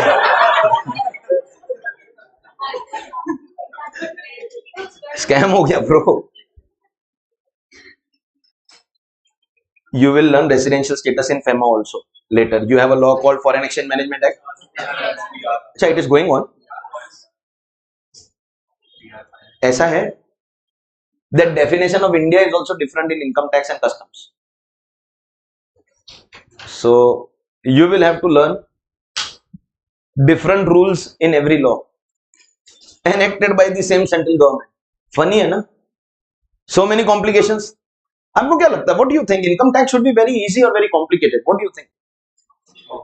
If it is very easy, no, people are not going to pay. See, people will pay you only when you do things which ordinary people cannot. So point here is that whatever be the residential status of HUF in whichever law, you were talking about FEMA only. Income tax ka rules are a little different. Let me discuss what the rule is. Then I will come back to you for your comments. Okay. Step number 1 mein we are discussing whether HUF is resident or non-resident. My question was, you have 1 paise ka akal. Some said no. Happy realization. Good, you should be aware of your own qualities in advance. Point is this: for individual, the only factor that determined residential status, the only deciding factor criteria was what? Physical presence. Which please have that little brain. If you don't have, I am now giving it to you. That for HUF you can't have that criteria. Because HUF is an artificial person. It is existing only on that affidavit that we have made. I told you how to start HUF. No? So what will you check? Affidavit was in which country? Nahi. Kya haan? No. For individual we can check physical presence. For HUF we won't be checking physical presence. We will go and check the control and management of this HUF took place where? Where was the decision making done?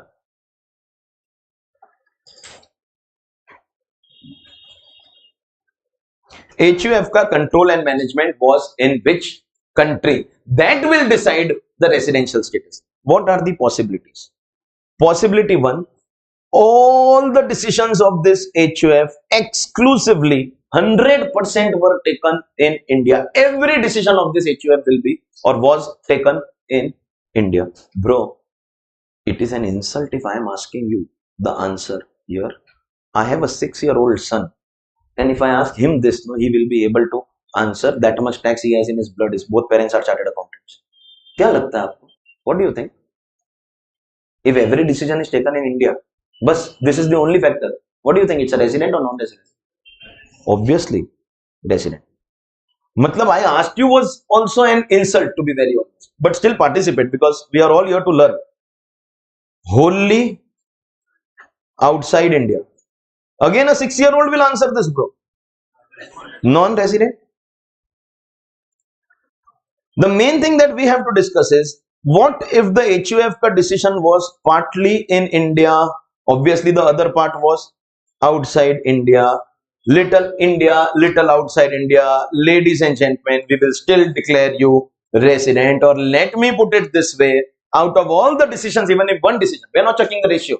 One decision in India, 1 crore decisions outside India, you are still a resident. Matlab HUF will be non-resident only if 100% decisions were taken outside India. Even if one decision was taken in India, then HUF will be resident. ये clear है? हाँ, madam, what is your name? F-A-A-R-I. Farya. Tell me one thing. You want to still continue your doubt? You want to ask something? Sir, अब HUF का creation has taken place in India. कोई America में there is nothing called Hindu undivided family. They are followers of Christianity. So if the creation का decision was taken in India, तो one decision also taken in India, तब तो by default the HUF has to be resident only. That's the doubt. Correct है? अभी सुनो, individual में number of days can change every year. So can residential status change every year?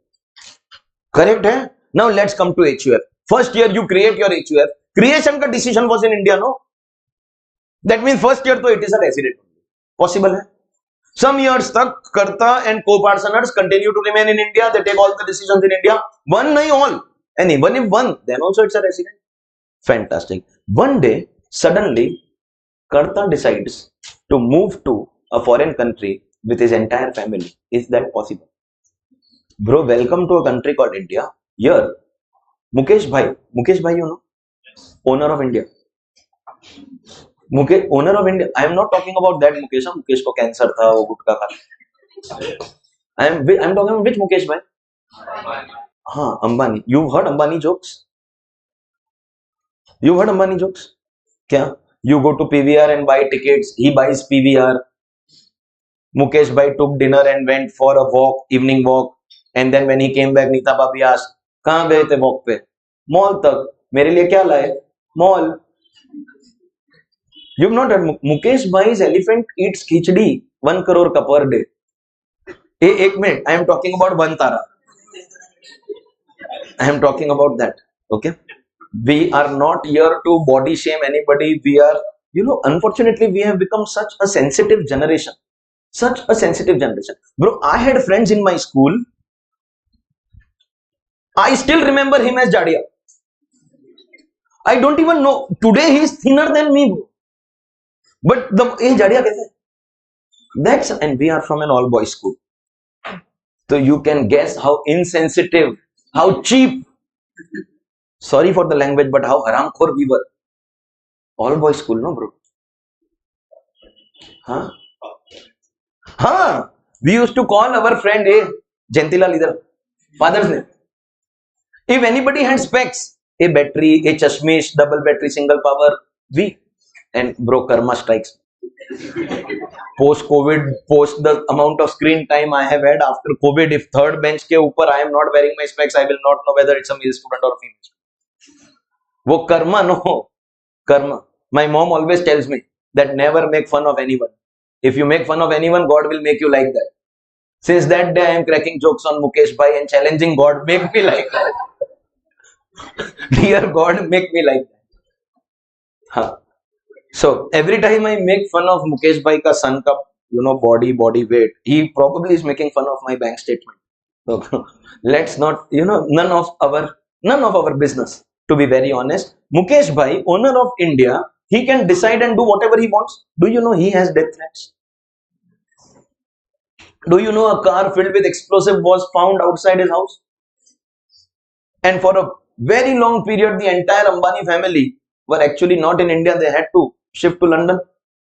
They had to from there use their political and money power to topple one government, bring back another, their trustworthy government, so that they can come back to Mumbai safely. Then if it can happen with Mukesh Bhai Nofaria, it can happen with anyone where the entire family has decided to migrate to a foreign country, and in that financial year every decision was taken outside India. When you were created at that time, it was India. You were resident, but now it is possible you are non-resident. Very rare possibility, very rare possibility, but not impossible, and therefore rare occasion में yes, HUF can also become non-resident. अभी clear है? Any doubt? Further doubt? नहीं? हाँ बोलो ना.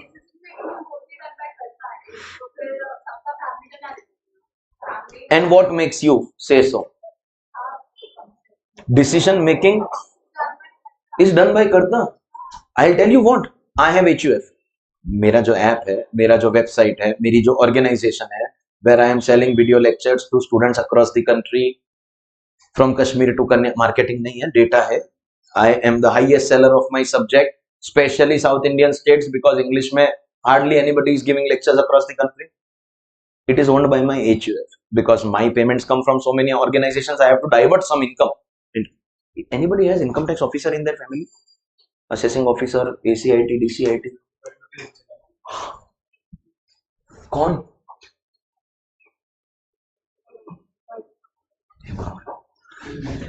नहीं, all characters are fictitious. Any resemblance to any person living or dead? I am lying. ऐसा कुछ नहीं है. नहीं. I don't have. I am not diverting any of my income in anything. Can you excuse us for 2 minutes, please? It happened with me once. I got a message on Instagram Messenger that, hello sir, I am an income tax officer from Lucknow. I have been following some of your lectures on YouTube, and I am really very anxious to have a full recap of income tax law, because for many years I have been an officer in the city of Lucknow. I know the local assessees. They were my assessees. I used to assess them peacefully. I know everything in and out. But now income tax has become a centralized law.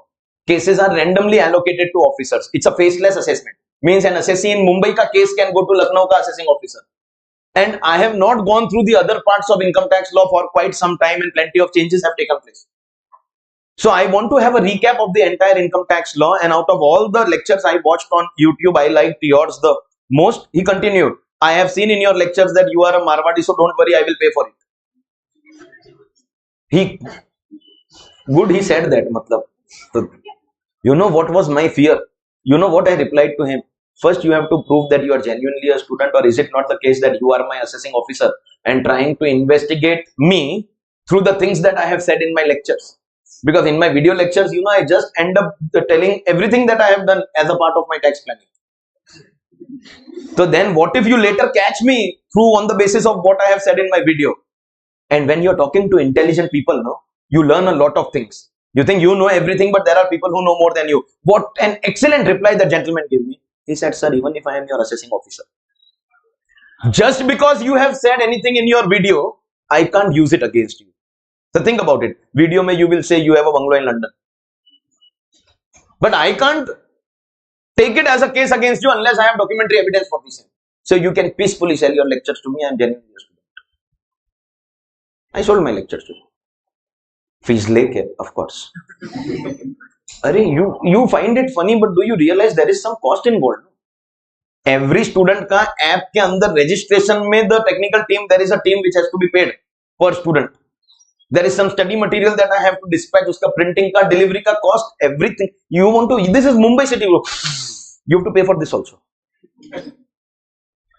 So please don't go and tell this to Bade Papa that mera jo app hai,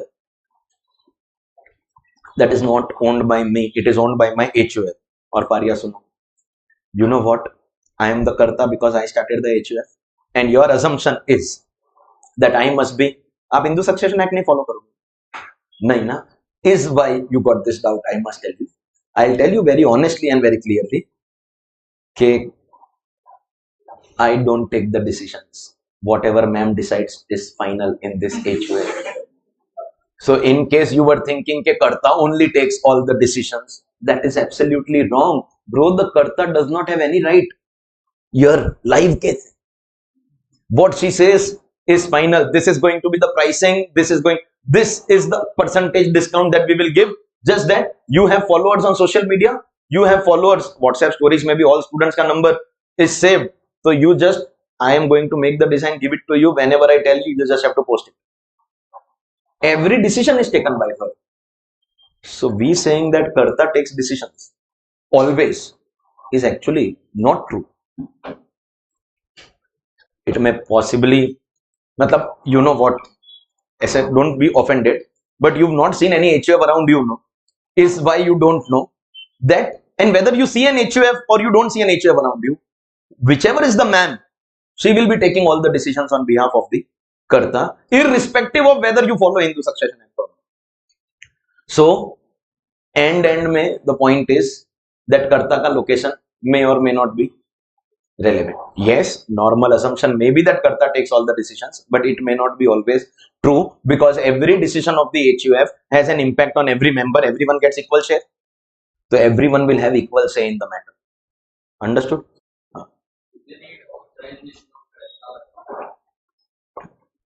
Karta will need authorization of everyone. I will explain. Supposingly you buy a property in the name of HUF. Now you want to sell the property. It's very difficult. You know why? Because if one member of the family is also hostile, the deal can never take place. Say you are the owner of the property as HUF, you are Karta representing the HUF. I give you a token amount. Now we have to go for the agreement. Do you know this? Every single member of the HUF has to be present on that day in the custom house for the agreement, for giving your Aadhaar OTP, your thumb. If one member is also absent, we cannot execute the agreement. And many a times it is observed that poor guy, the buyer, is making payment and is left in between because the other members of the family are not cooperating. Karta cannot do any transaction, any deal without the approval of the family members because everyone has joint ownership. He is only representing. It is his responsibility to file return, give his signature. If there is any notice, he has to go and be present. But decision making is a joint thing amongst all the members. Understood? So I have never had so much discussion on HUF in 15 years, but it's okay. We are all here to learn. Everyone is clear. Final conclusion is one decision also in India. HUF will be a resident. Step number 1, over bro, over, khatam. Finish. Now you realize how individual is big. Last full lecture and today's lecture almost a substantial time got consumed in individual, but HUF ka step number 1 is over. And step number 2 mein what are we deciding? ROR or NOR? Obviously, only if answer of step number 1 is resident, something really weird is going to happen. They have given us 2 conditions. Between the 2 conditions, they have used the word and, but that was the same thing in individual ka step number 2 also. So if you fulfill both conditions, HUF will become ROR. Any one or both dissatisfied, so NOR. Physical presence in India, 730 days or more during last 7 years and resident in at least 2 out of last 10 years. Do these conditions appear familiar? Like, Babu Bhaiya would have said it, dekhela lagta hai, sunela. Do these conditions appear familiar? How? Same 2 conditions in step number 2 of individual, 730 days in last 7 years, resident in 2 out of last 10 years, and again cumulative. But there is a big doubt. Sir, how can you check physical presence for HUF? Physical presence can be examined, checked only for, correct or no? Correct or no? So how can we check physical presence? They are saying that this you will have to check for karta. This you will have to check for karta. Means control and management you are checking for whom? HUF. All in India, resident. All outside India, non-resident. Anyone in India, resident. But then once you are resident, for additional conditions, 730 days or more in last 7 years and resident in 2 out of last 10 years. For this you are actually going and checking what? Karta. Isn't it weird? Isn't it unbelievable, unacceptable? Think about it. Whose residential status you are determining? HUF ka. When you were determining for individual, you checked his physical presence. And then when you were checking for HUF, you checked control and management of HUF. If you are deciding for HUF, how can you check the conditions on karta? Do you understand? Is karta a separate assessee from HUF? First, let's be clear about that. Of course, yes. I am an individual. My tax assessment, I file a separate return for myself. And then when I file return for HUF, when I, you close your ear. Then when I file return for my HUF by diverting some of my incomes in the name of my HUF for tax benefit, it's a separate income tax return. A separate tax. In the definition of person, we have individual and HUF separate. So karta, the individual will go in category 1, but HUF will come in category 2. Are they two different people for tax purpose? Then how can you check one person's conditions for other person's residential status? See, for your residential status, we will check your 182 days. No? For my residential status, we will check my 182 days. You are checking this on the karta to decide for HUF. Rubbish. Nonsense.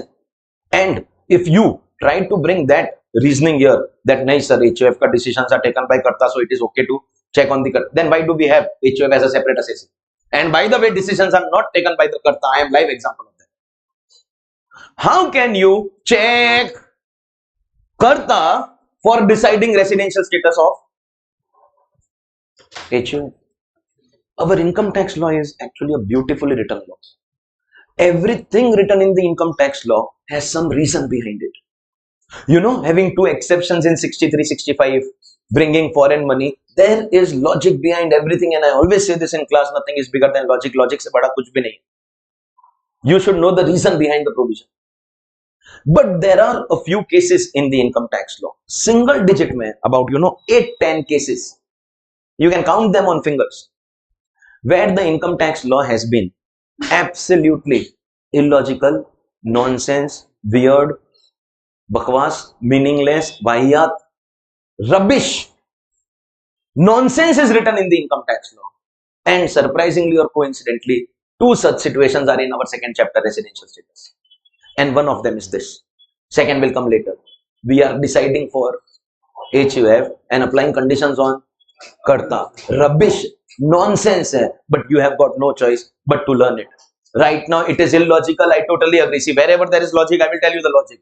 But there are some illogical provisions in the income tax law. 2 will come in this chapter, and one of them is this. Checking for HUF, but applying on or deciding for HUF and checking conditions on the karta. Absolutely illogical, but that is the condition, and we will have to learn it. I am very well aware of these 8-10 places where the income tax law is absolutely logical. Full income tax law is stored in my brain. Immediately I can speak all of them, but you don't know all of them, does not make sense. And all these illogical points of income tax law are going to soon be corrected. One day when I become the finance minister of the country, very soon, it is a matter of time.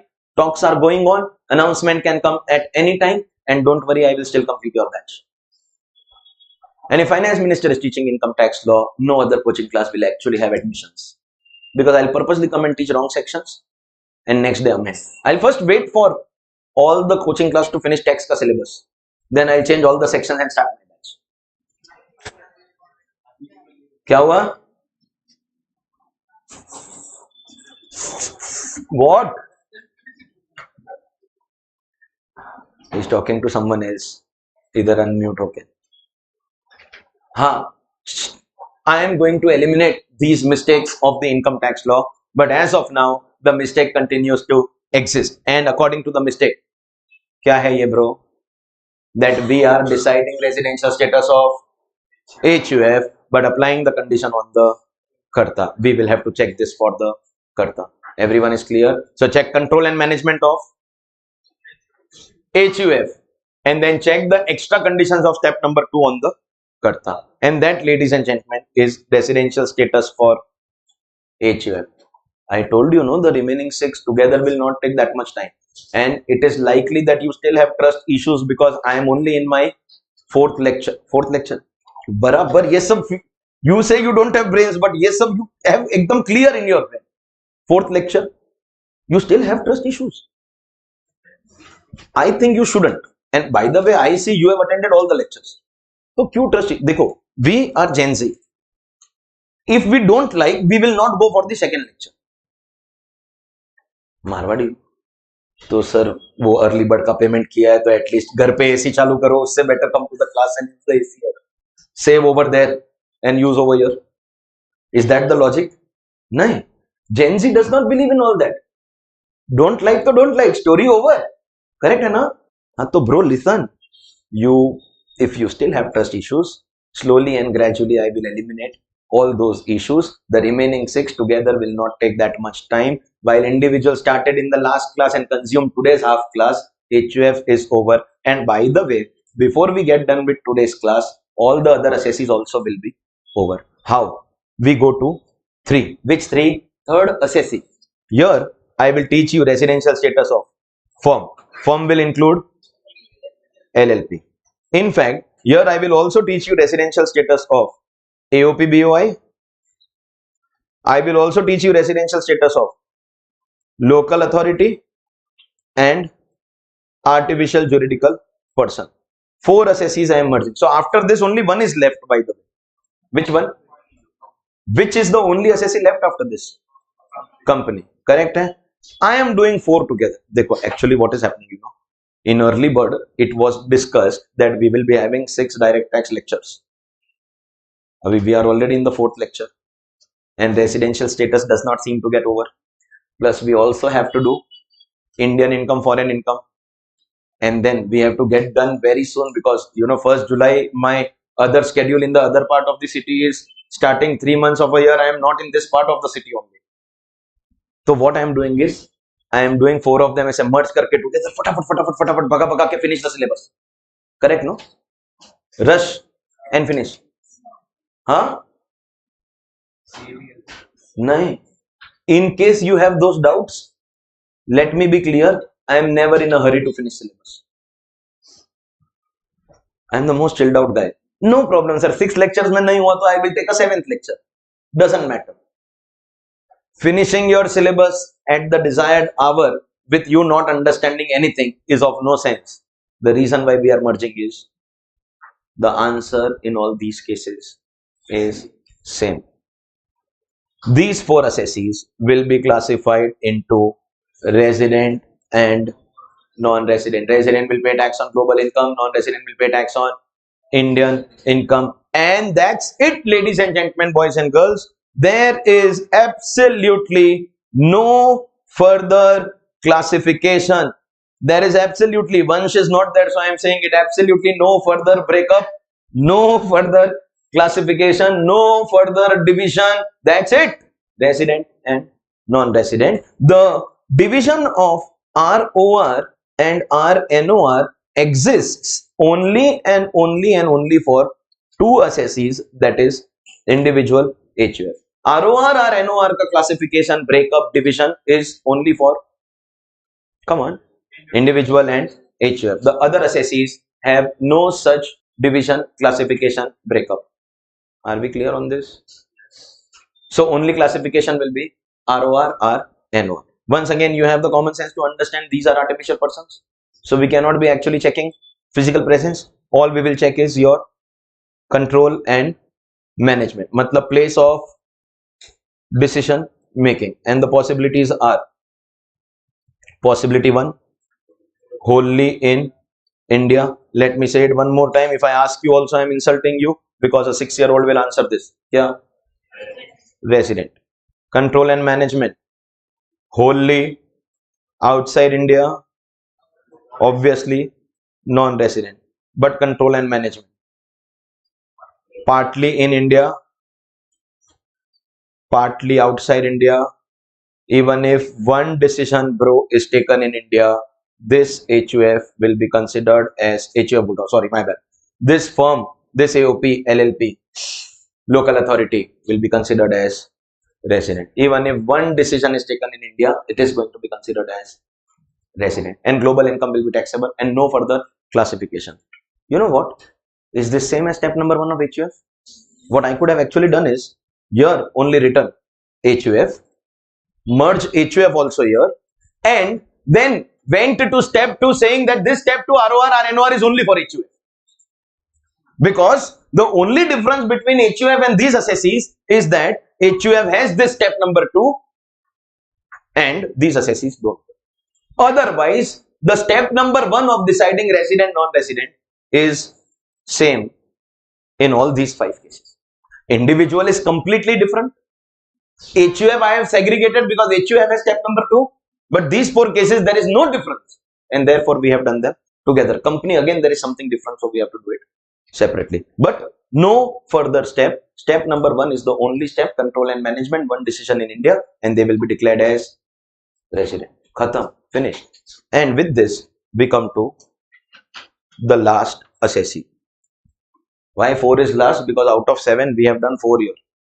Hello, last. Which assessee? Company. Company. Obviously, one thing is for sure that for company also we can't check physical presence because it is an artificial person. But it is not same as the other assessees. For company, first thing that they are asking us to check is whether the company is Indian company or foreign company. Indian company, foreign company, about which we have any idea? Kya? Indian foreign company will depend on place of incorporation. If your company is registered in India, Old Companies Act or New Companies Act, so it will be Indian company. And if your company is registered under Companies Act of any other country, Apple Incorporation, Google Incorporation, Meta, so it will be considered as foreign company. Ladies and gentlemen, once your company is registered in India, incorporated in India, to hell with your place of decision making. A company incorporated in India will always be considered as resident. Company incorporated in India will always be considered as what, bro? Resident. Supposingly Reliance Industries Limited, Indian company. Mukesh Bhai has migrated abroad with his family. He calls all the board of directors there and all decisions of the company are taken in London. So Reliance is still a resident even if 100% decision making was done abroad. It is still going to be considered as resident. Is that understood? And let's talk about foreign company. Matlab, do you realize individual was completely different? HUF we separated only because of step 2. The 4 which had no difference we merged into 1. And company mein there is still something different. We have to check the place of incorporation. Indian company always resident.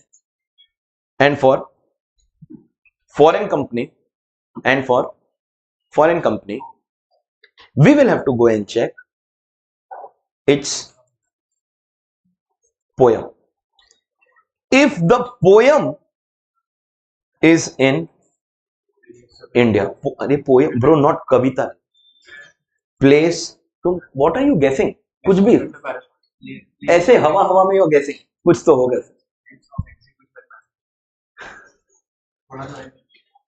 He's like, sir, place tak to I have reached.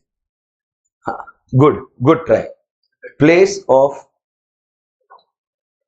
effective management. And bro here is like, sir, I was right. And sir, 3 words were right. Bro, you have to be fully right.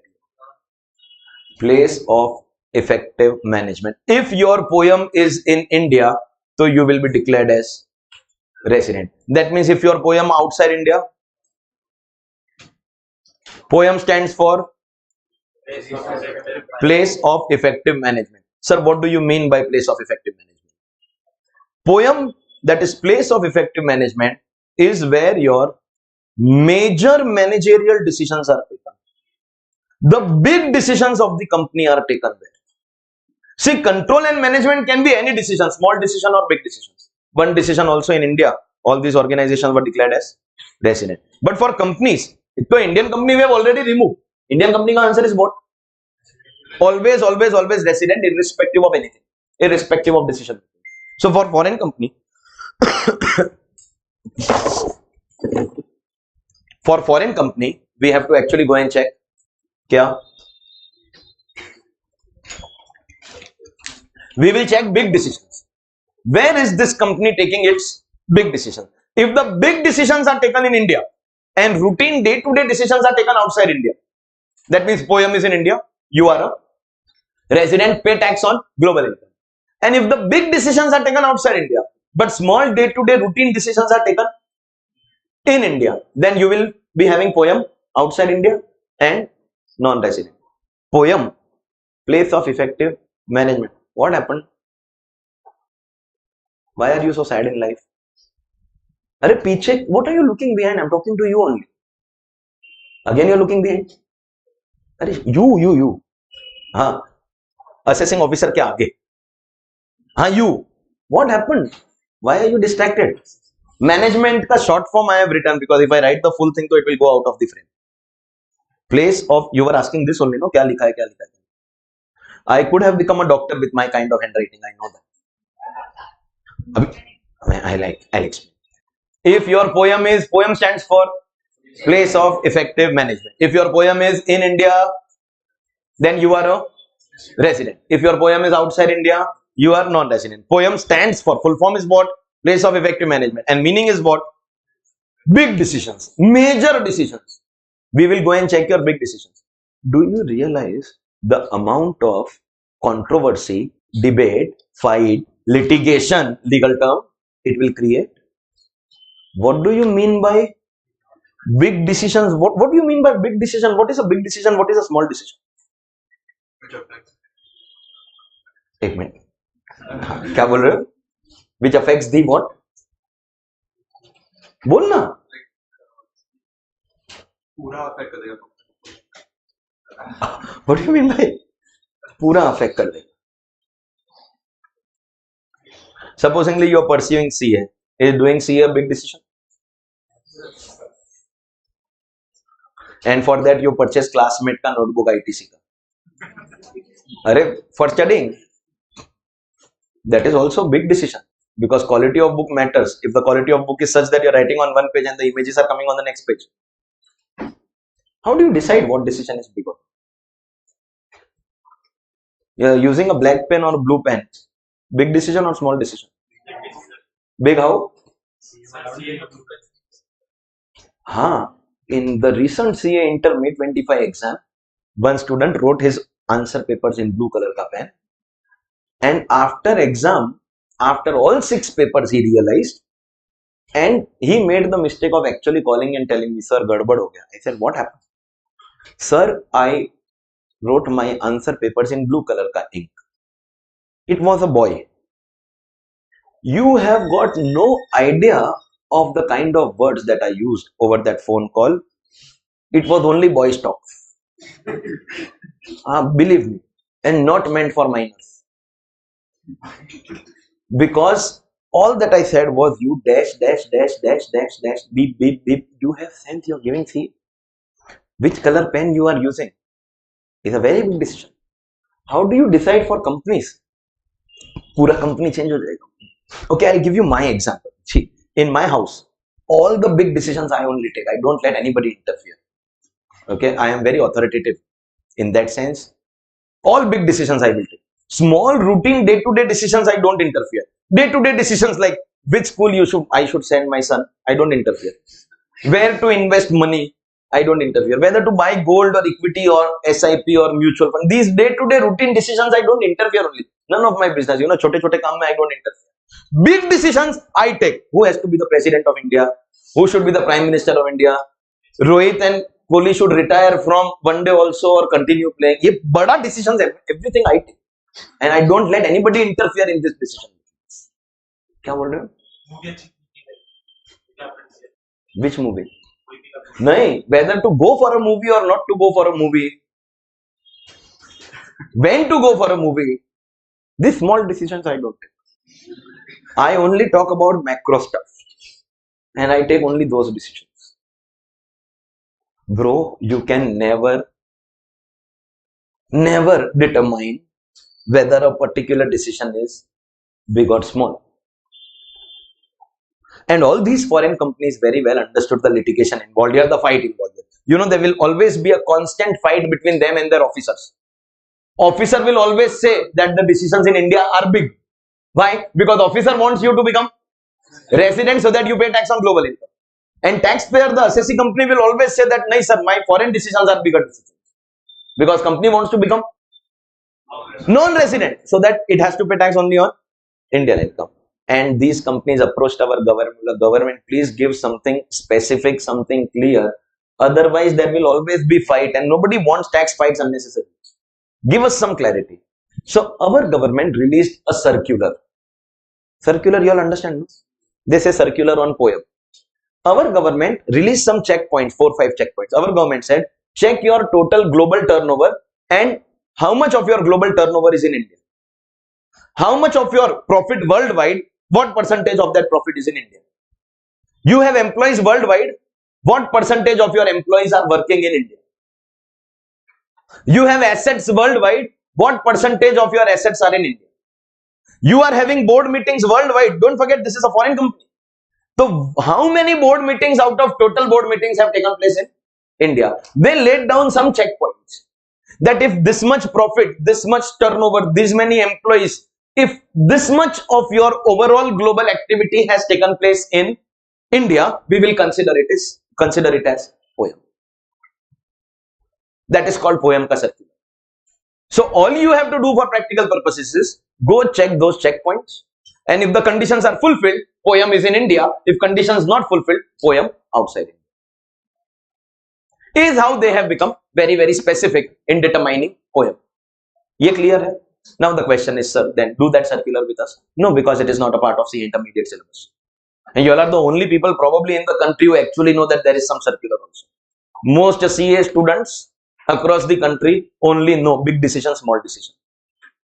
CA final का international tax में we have that poem का circular. So inter students तो don't have to study. I just told you about it so that you know there are some checkpoints to decide poem. In CA final also, we have about 6-7 chapters on international tax, out of which 4-5 chapters carry the weightage of 25 marks approximately. So the remaining 2-3 chapters together have weightage of only 4-5 marks. Total 30 marks ka international. So these chapters, we don't waste a lot of time. And as far as that poem ka circular is concerned, believe me, even CA final students, I tell them, it is there in your ICAI module. If time permits, you read it. It has never been asked in exam.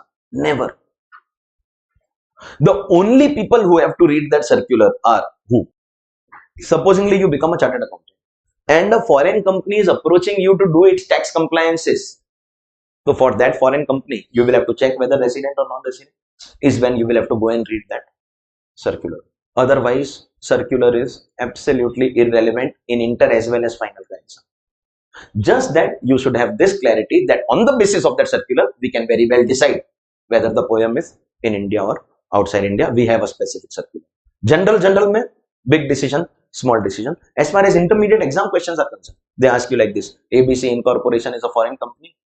Its major decisions were taken outside India. Routine decisions were taken in India. That means poem is outside India and company is non-resident. Answer over.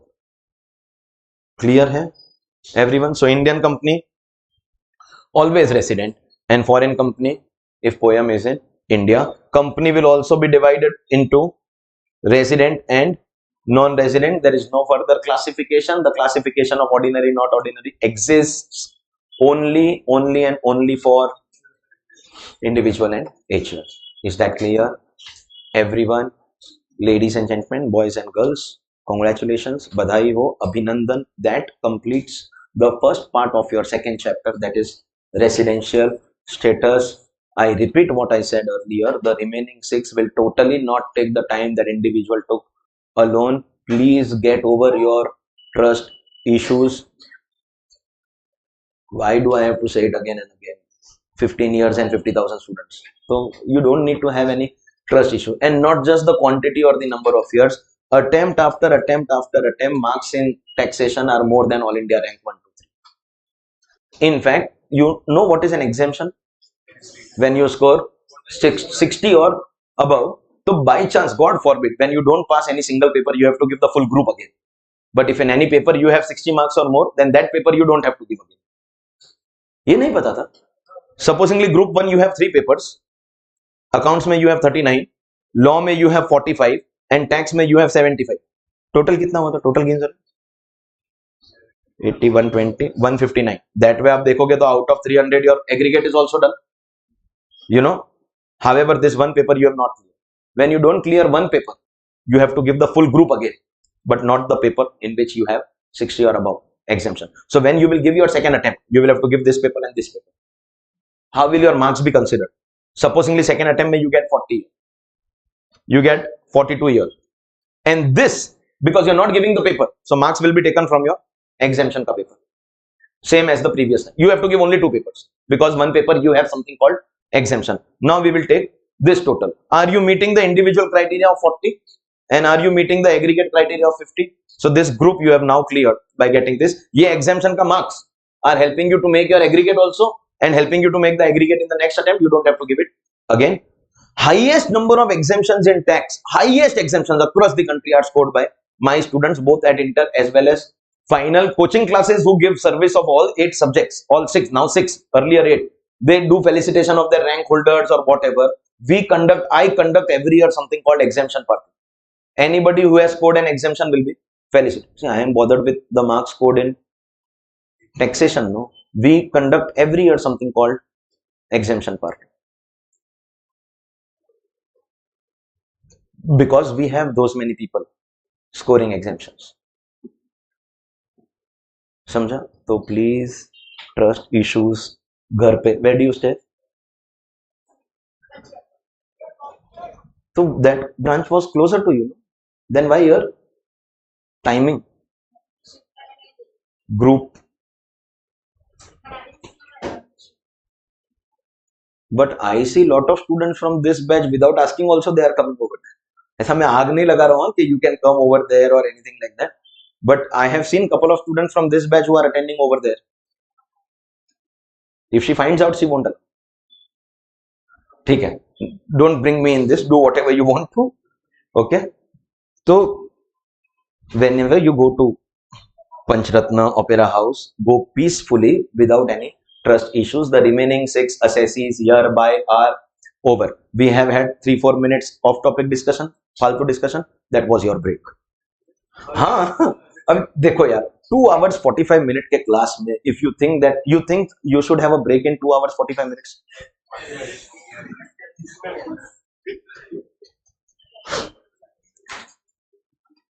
Only if you don't go, outside the classroom, you want to use the toilet, you may go. But if you don't leave the building, because इतना बड़ा break, ऐसा तो नहीं ना sir, half an hour का break, 5 minutes का break. And listen, ऐसा नहीं है that I will never give you a break, and there is no minimum criteria कि 3 hours का lecture then only I will give you a break. But condition is simple. If I give you a break, you have to be on your seat before that break gets over. I don't want a situation where people are randomly coming, going. वो नहीं चलेगा. Otherwise, I will never give a break. Okay. So 5 minutes मतलब 5 minutes. Not a single minute after that. Okay. Time has started. Everyone.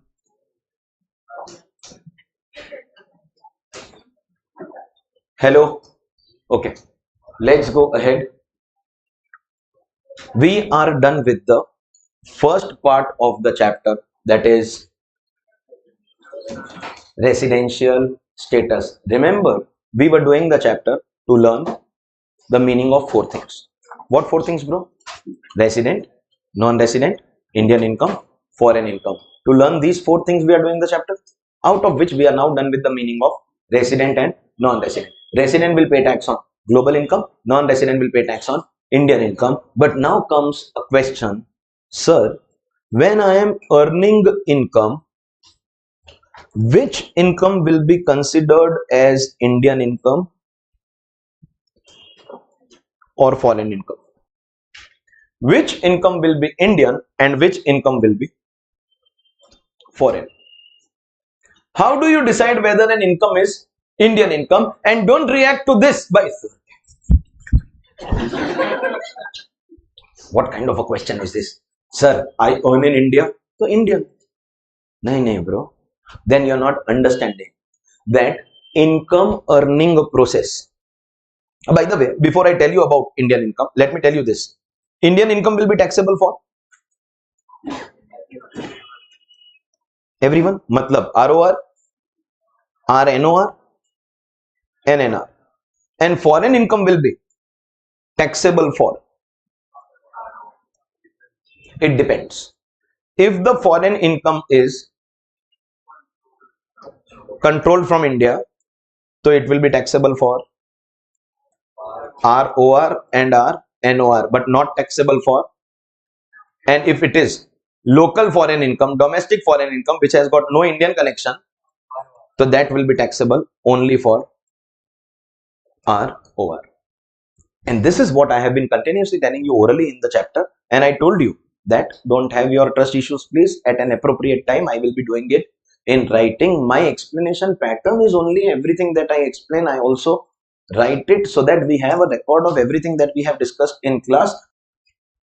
Based on requirements, so certain things I will write immediately, certain things I will write later, but everything will be written in class. However, this explanation is not enough because you need to understand that the division of ROR or NOR exists only in 2 out of 7 assessees. So we can't have a rule like this because a rule like this can apply only for individual HUF. And for better study, what we will have to do is, first we will decide or divide our taxpayer, our assessee, our person into 2 categories. Individual HUF will be the first category and all other assessees, that is firm, company, AOP, LLP will be the second category. What is the difference? Individual HUF is the only taxpayer which has 3 classifications: ROR, RNOR, NR, and for others we have resident and non-resident. Let us finish the others wala part because that is very easy. Resident will pay tax on Indian income ke foreign income? Huh? Indian income ke foreign, arey you are just speaking what I am writing. No, Indian income ke foreign income. Resident will pay tax on global income, but non-resident will pay tax only on Indian income. Correct hai? Correct hai? And now let's talk about individual HUF. Here we have 3 categories. NR will pay tax only on Indian income. What about resident? As far as Indian income is concerned, this is going to be taxable across assessees irrespective of who you are. The confusion is with respect to foreign income, where foreign income will be of 2 types. Type 1, which is controlled from India. This will be taxable for ROR, KR, NOR, because for non-resident, it is not going to be taxable. So we are only discussing about ROR, RNOR. Will it be taxable? For ROR? Yes. And RNOR? Also? Yes. But the foreign income which is local. Again, non-resident, so we are excluding only. We are only discussing about residents. So ROR? Yes, because ROR will pay tax on all foreign incomes, but RNOR, no. And this is the only difference in tax treatment between ROR and RNOR. Is that clear? So whatever we have done orally earlier in the chapter, we have now done it in writing. End of all the trust issues for the time being. Or hoega, with time we will settle them. This brings me to the question, how to decide whether an income is Indian income. First of all, understand, why do we need definition of Indian income? Because once an income is Indian income, it will be taxable for everyone, all assessees. Correct or no? And don't react by saying, sir, anything on me. No. Because the income earning process has got 2 parts. First, You have to work, bro. You have to work. You have to work day in, day out. If you think pursuing chartered accountancy has made your life difficult, 10 years later, try to find out what those who have not pursued are doing in commerce. I am not talking about inheritance. If you have inherited 1,000 crore ka family business, you can not do anything and still have means enough for your livelihood, but you will not be able to grow that number. Inheritance is of no use, bro. There are two brothers who got inheritance. One is Mukesh, other is Anil. Both got inheritance, but unless and until you have the talent in you, inheritance is of absolutely no use. Correct or no? So you have to work. You have to work every day. You have to work regularly. And after you work, hopefully, you get paid for your work. When both activities are complete, your income earning process is complete. You have to work and then you have to get paid for it. Correct? Hai? First you work, then you get paid. Work and get paid. Now then, following are the possibilities. First, both activities in India. I am working in India, and once I complete your batch, hopefully I will get paid for it. Hopefully. In India. Is that income Indian income? Obviously. Yes. Second possibility. Work done in India, but the payment that I receive is outside India. Possible hai? Let's talk about any of these sports persons who come to play the IPL. They performed, they did their work where? They finished their game and left. Now then, from their country, they called IPL, bro, clear our dues. So payment was done in their country. Is that a possibility? Third possibility, work outside India and payment received in India. For example, Indian cricket team is playing a test series in England right now. So work done, that play done, game done outside India. After they finish the tournament, they come to India and your BCCI releases their payment. So work done outside India, money received in India. That is also a possibility. And four, both activities done is also a possibility. Do you agree with this? For example, World Test Championship ka final match is being played between Australia and South Africa. I take examples of cricket in front of people, not because I am a great cricket fan, but because the generation is. Are you comfortable if I say that there is a match going on between, nahi to I'm telling you, there is a match going on between Australia and South Africa, where? Lords, the Mecca of cricket. Final, this is known as World Test Championship. The winner will get the Test Championship. Mesh bolega to वापस explain करना पड़ेगा. The Test Championship. So we have international tournaments of cricket. We have T20 World Cup. India is the winner. One Day International World Cup. India is runner-up. India point of view. Champions Trophy. Again, India is the winner. And we have Test Championship where India is not a finalist. India told South Africa that you please lose the T20 World Cup final. We will let you play the Test Championship final. Understanding tha आपस में. You're not aware of that? We told वो T20 World Cup final में South Africa was told कि here you lose because we were already trying to recover from 19th of November. खड़ा हूँ आज भी. And within 6 months if we lose another final, so things would have been difficult. ये सब setting है. Watch it for entertainment. You watch movies, no? You know that they are not real, but still you watch for entertainment. So same way you watch sports also. For entertainment. What if I tell you that none of the reality shows are actually real, they are all scripted? Welcome to India, bro. Public likes anything, they will show it. बहुत simple है. हाँ, तो bro, Australia and South Africa का players are playing outside India, work done outside India, and payment also, whichever country they receive. At least India में तो they will not receive. Everything outside India. This is very easy. What do you think this is? Indian income or foreign income? Still, if you are resident, it will be taxable. Huh? Correct? Actually, we are not supposed to give any time to these two situations.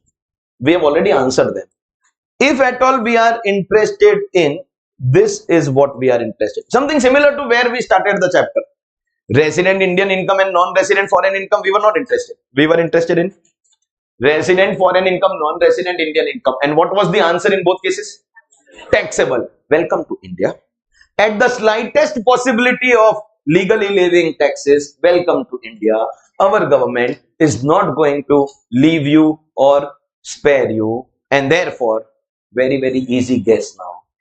Any connection with, sorry, my bad. Any connection with India, it will be considered as Indian income.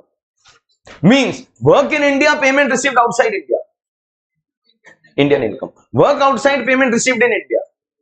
Any one of the two activities, what are the two activities in the income earning process? Work, payment. Any one of the two activities has taken place in India, so the income will be considered as Indian income. That means if you have worked in India or you receive your payment in India, so in both cases, you have to pay tax because it is Indian income. And now, irrespective of who you are, what are the possibilities? You can be resident or you can be non-resident. Once income is Indian income, to hell with your residential status. Think about it. Once income is Indian income, to hell with your residential status, because Indian income is taxable irrespective of your residential status. Indian income is taxable for resident as well as. Do you understand where the chapter is taking you?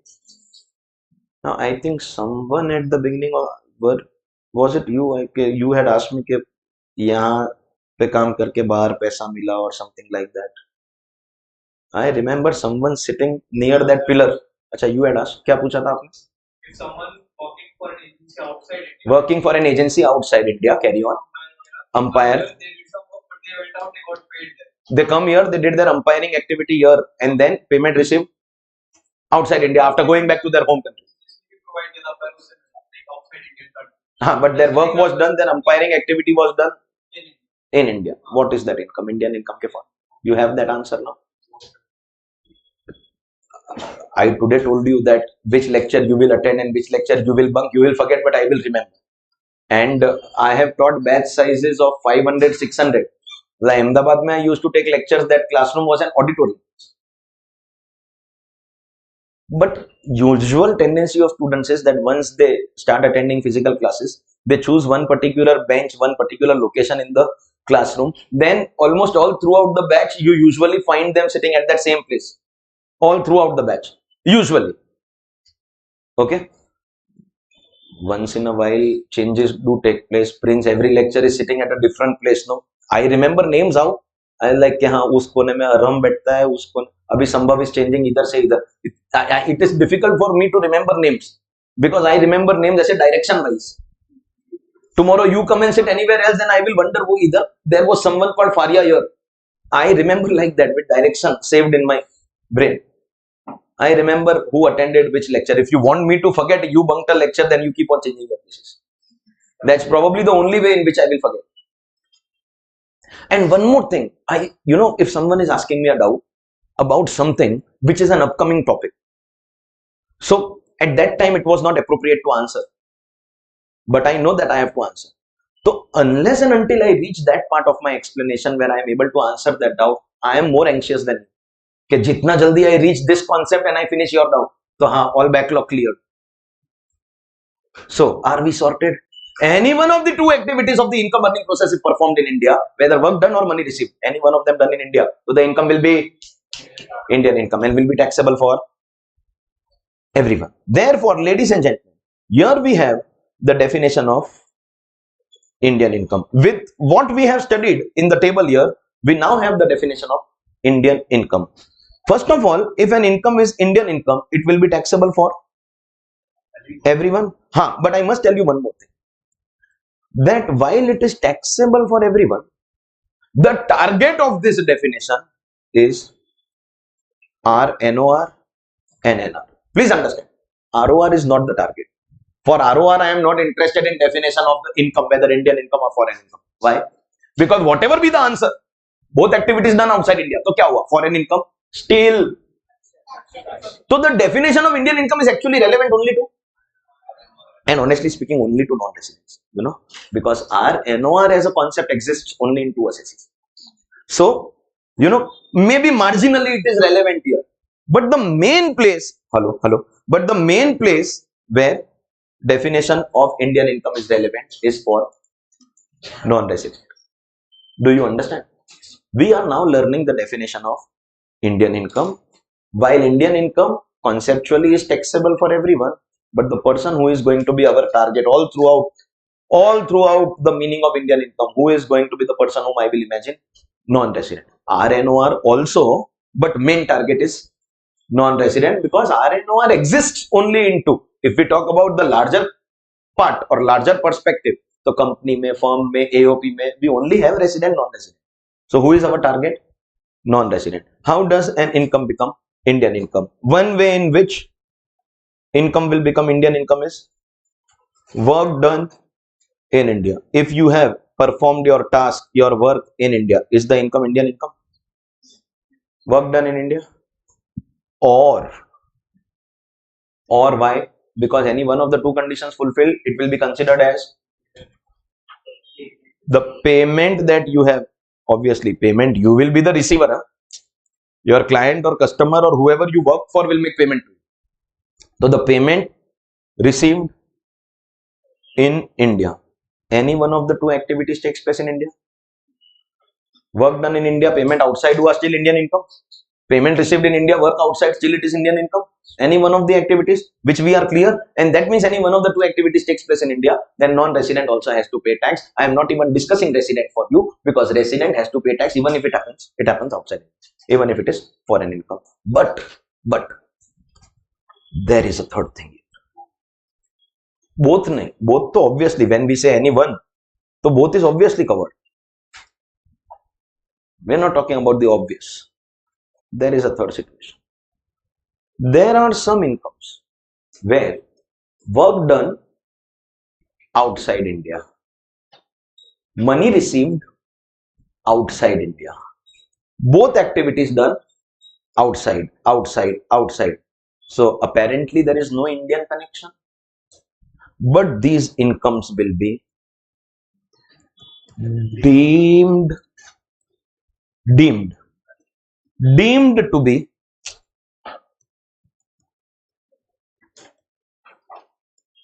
Indian incomes. There are some incomes which will deemed to be Indian income. Just understand, imagine what is happening. Work done outside India, money received outside India, nothing has happened in India. Still there are some incomes. There are about 8-9 incomes in this list which are going to be presume is okay, but the best word that you can put to replace considered. Or if that is also not convenient or comfortable, so you are Gen Z. क्या? This is Indian income. तू Indian income है, तुझे पता नहीं है तू है, but तू है. Without any Indian connection, the income will be considered as Indian income. Achha, tell me one thing. If we are considering any income, Indian income, what is the taxation impact of that? Taxable for everyone.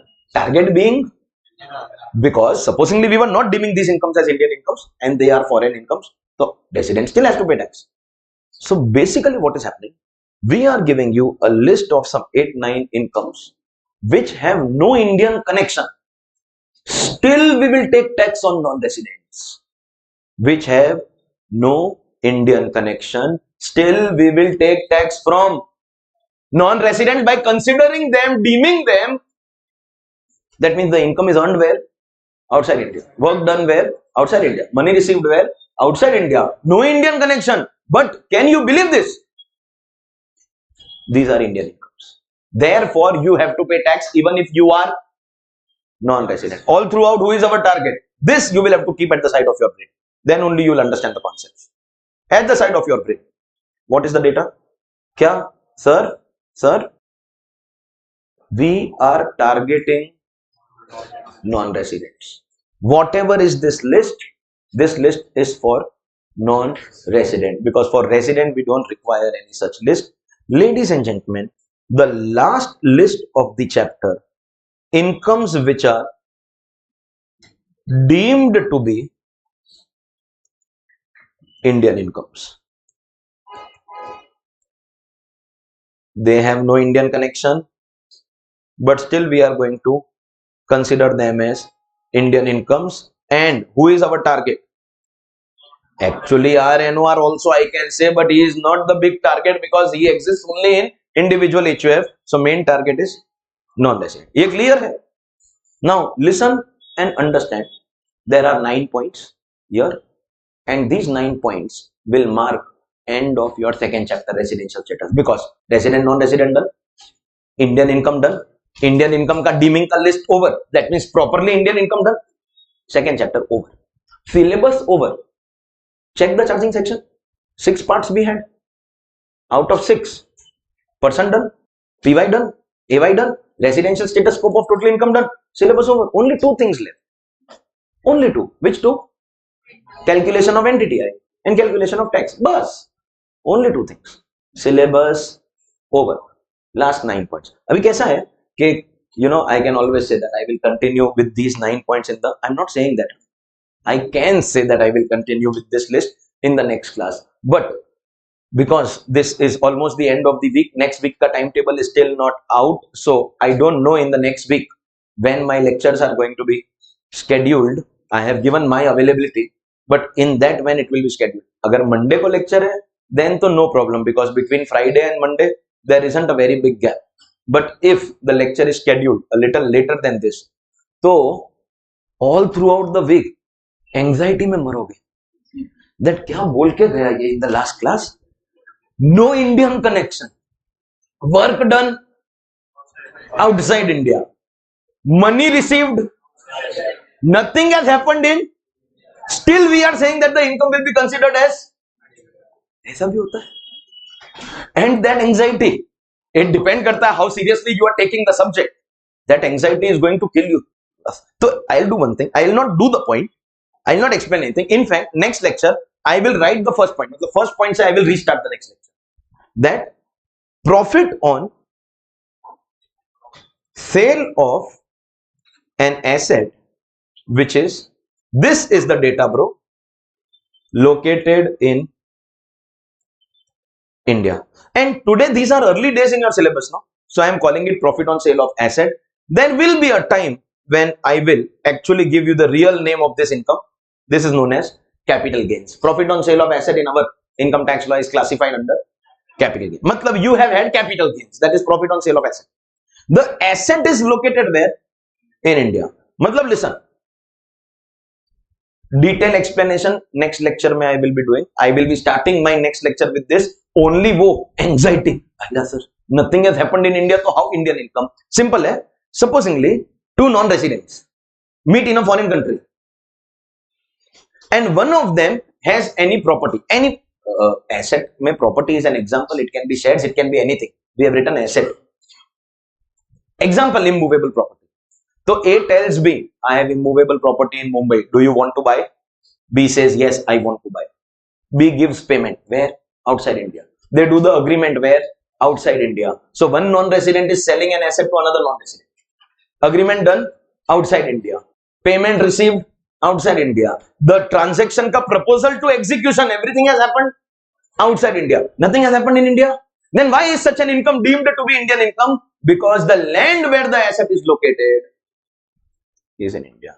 While it appears that there is no Indian connection because these 2 conditions are not fulfilled, in reality there is going to be some Indian connection in all these 9 cases. You understood?